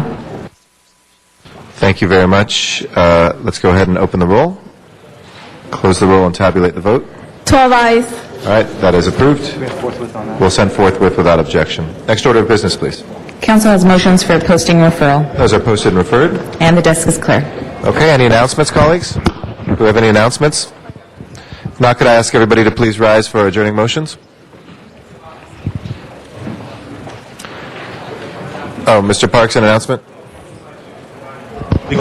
That on Monday, the budget hearings will be held March 8th at the El Sereno Recreation Center, 4721 Klamath Street. Is hosted by Mr. Rezar, CD14. It starts at 6 o'clock, and we ask the public to come out and give their views regarding next year's budget. Okay, thank you. Other announcements, colleagues? Yes, Mr. Reyes? Yes, understanding these are trying times, we have a huge job fair at Dodger Stadium, I believe beginning at 10 a.m., going till 1 o'clock. There will be shuttles off of Sunset Boulevard and Elysian Park Avenue, so many folks who are looking for jobs, I believe we have over 30 different representatives. They'll be in the parking lot, so you're all welcome to attend. And later that afternoon, we're having a workshop for the census in Chinatown. So I can't urge the listening public anymore of how important the census is. 10 years ago, we lost out on $200 million. That's $200 million of your federal tax dollars that we could not realize because folks were intimidated by government officials. I just want to state it is against the law to use any information from the census. So the Immigration Department cannot use it. Department of Justice cannot use it. It helps the city. It helps your neighborhoods. It allows us to do transit, housing, health services, a whole array. So please, get involved, get counted, and encourage your neighborhood. Thank you. Thank you. Are there announcements? If not, colleagues, if I may, I'd like to begin the adjourning motions. We're joined by the Zherkan family here today who is with us, and we thank them for being here very much, to adjourn this City Council meeting in memory of Mr. Constantin Zherkan, who passed away on Thursday, February 4th, 2010. He was born in Romania in 1944 to Petra and Elena Zherkan, Orthodox parents. He went to school in Romania in high school. He pursued his college education in Ploiești.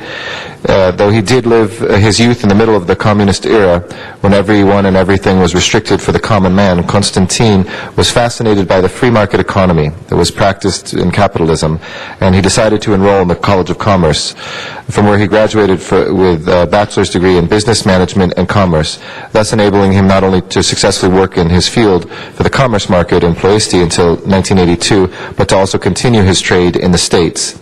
His parents, who were persecuted during the communist regime in Romania, immigrated in America at the beginning of 1981, and a year later, Constantin, his wife Geta, and his two children born in Romania joined his parents in Minneapolis, Minnesota, through the reunification of the family process, first living a few months in Minnesota and then settling permanently here in Los Angeles.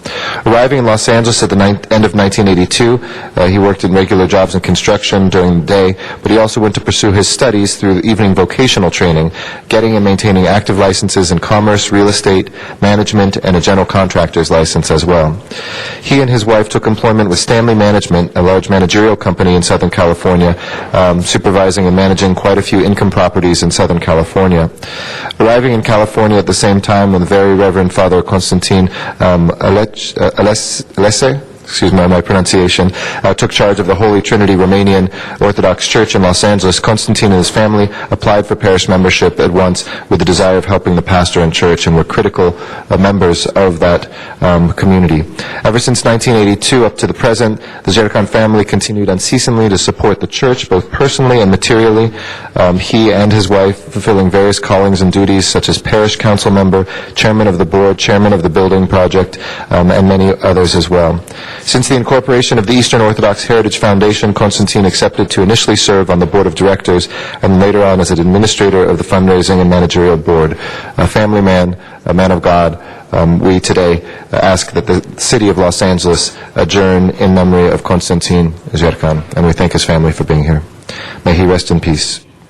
Also, if we can adjourn in memory of Phyllis Mejia, who was the treasurer and tour director of the Glassell Park Senior Club for many years. She loved to travel, and she passed away on Friday, February 19th. She is survived by her daughters Gloria Mejia and Kathleen Mejia, and sons Wayne and Gerald Mejia as well. And we'll have the other members from Glassell Park, Mr. Reyes and Mr. Weezer on that. Mr. Wesson. I'd like to, Mr. President, adjourn in the memory of a dear friend, a very colorful character in the 10th Council District in particular. His name was Coy Salas. I've known him since 1987. I haven't met anyone that didn't know Coy that he didn't cuss out at one time or another during their lifetime, and he would still remain friends with them. He was just that kind of person.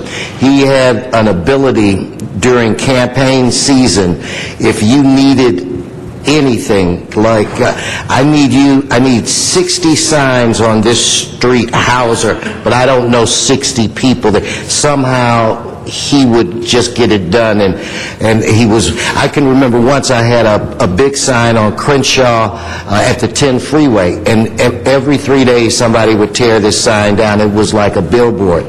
So I hired Coy to spend the night in his car all night to protect my sign. When I went there the next morning, the sign was gone, and he was asleep with what was left of a pastrami sandwich on his chest. That was my dear friend Coy Salas, and I want to say he's survived by his wife Betty and by all of his friends that are at Maria's Cafe at the Midtown Bowling Alley. I'll probably stop by there and see them. That's the last place that I saw him alive. Thank you. Thank you. Mr. Weezer? Very much, Mr. President. Colleagues, I'd like to adjourn today's meeting in memory of Bobby Espinoza, who was one of the great keyboard players to come out of Los Angeles. Espinoza helped create the confluence of jazz, R&B, and rock sounds for a group called El Chicano, a group from East LA that had a top 40 hits in the 1970s with Viva Tirado and Tyler She's Lovely. He was 60 years old. Espinoza died Saturday night at White Memorial Hospital in Boyle Heights after a long illness. Along with other local Latino bands like War and Tiara, El Chicano was one of those bands that came out of the 70s from East LA that made a mark for themselves and started a new trend with a mixture of R&B, jazz, and other genres. While the band's name suggested the players were plugged into the rising social and political activism of Latinos in Los Angeles, the members backed away from any leadership role in the movement. We were just a bunch of musicians playing bars and trying to make a living, Espinoza said in a 1980 LA Times interview. Espinoza was born April 29, 1949 in Los Angeles and raised by music-loving parents. Survivors include his daughter, Reina Espinoza, son Bobby Jr., brother Henry, sister Sheila Burns, and 6 grandchildren. A memorial service is planned for 1 p.m. March 20th at St. Alphonsus Catholic Church Church at 532 South Atlantic Boulevard in East Los Angeles. And I got to know Bobby these last few years when he was on a local show called East LA Primetime.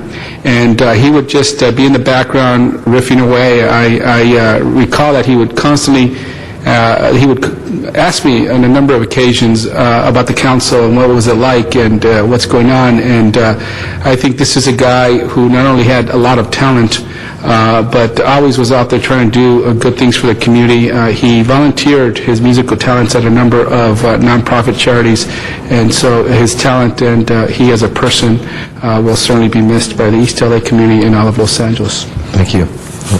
Any other adjourning motions?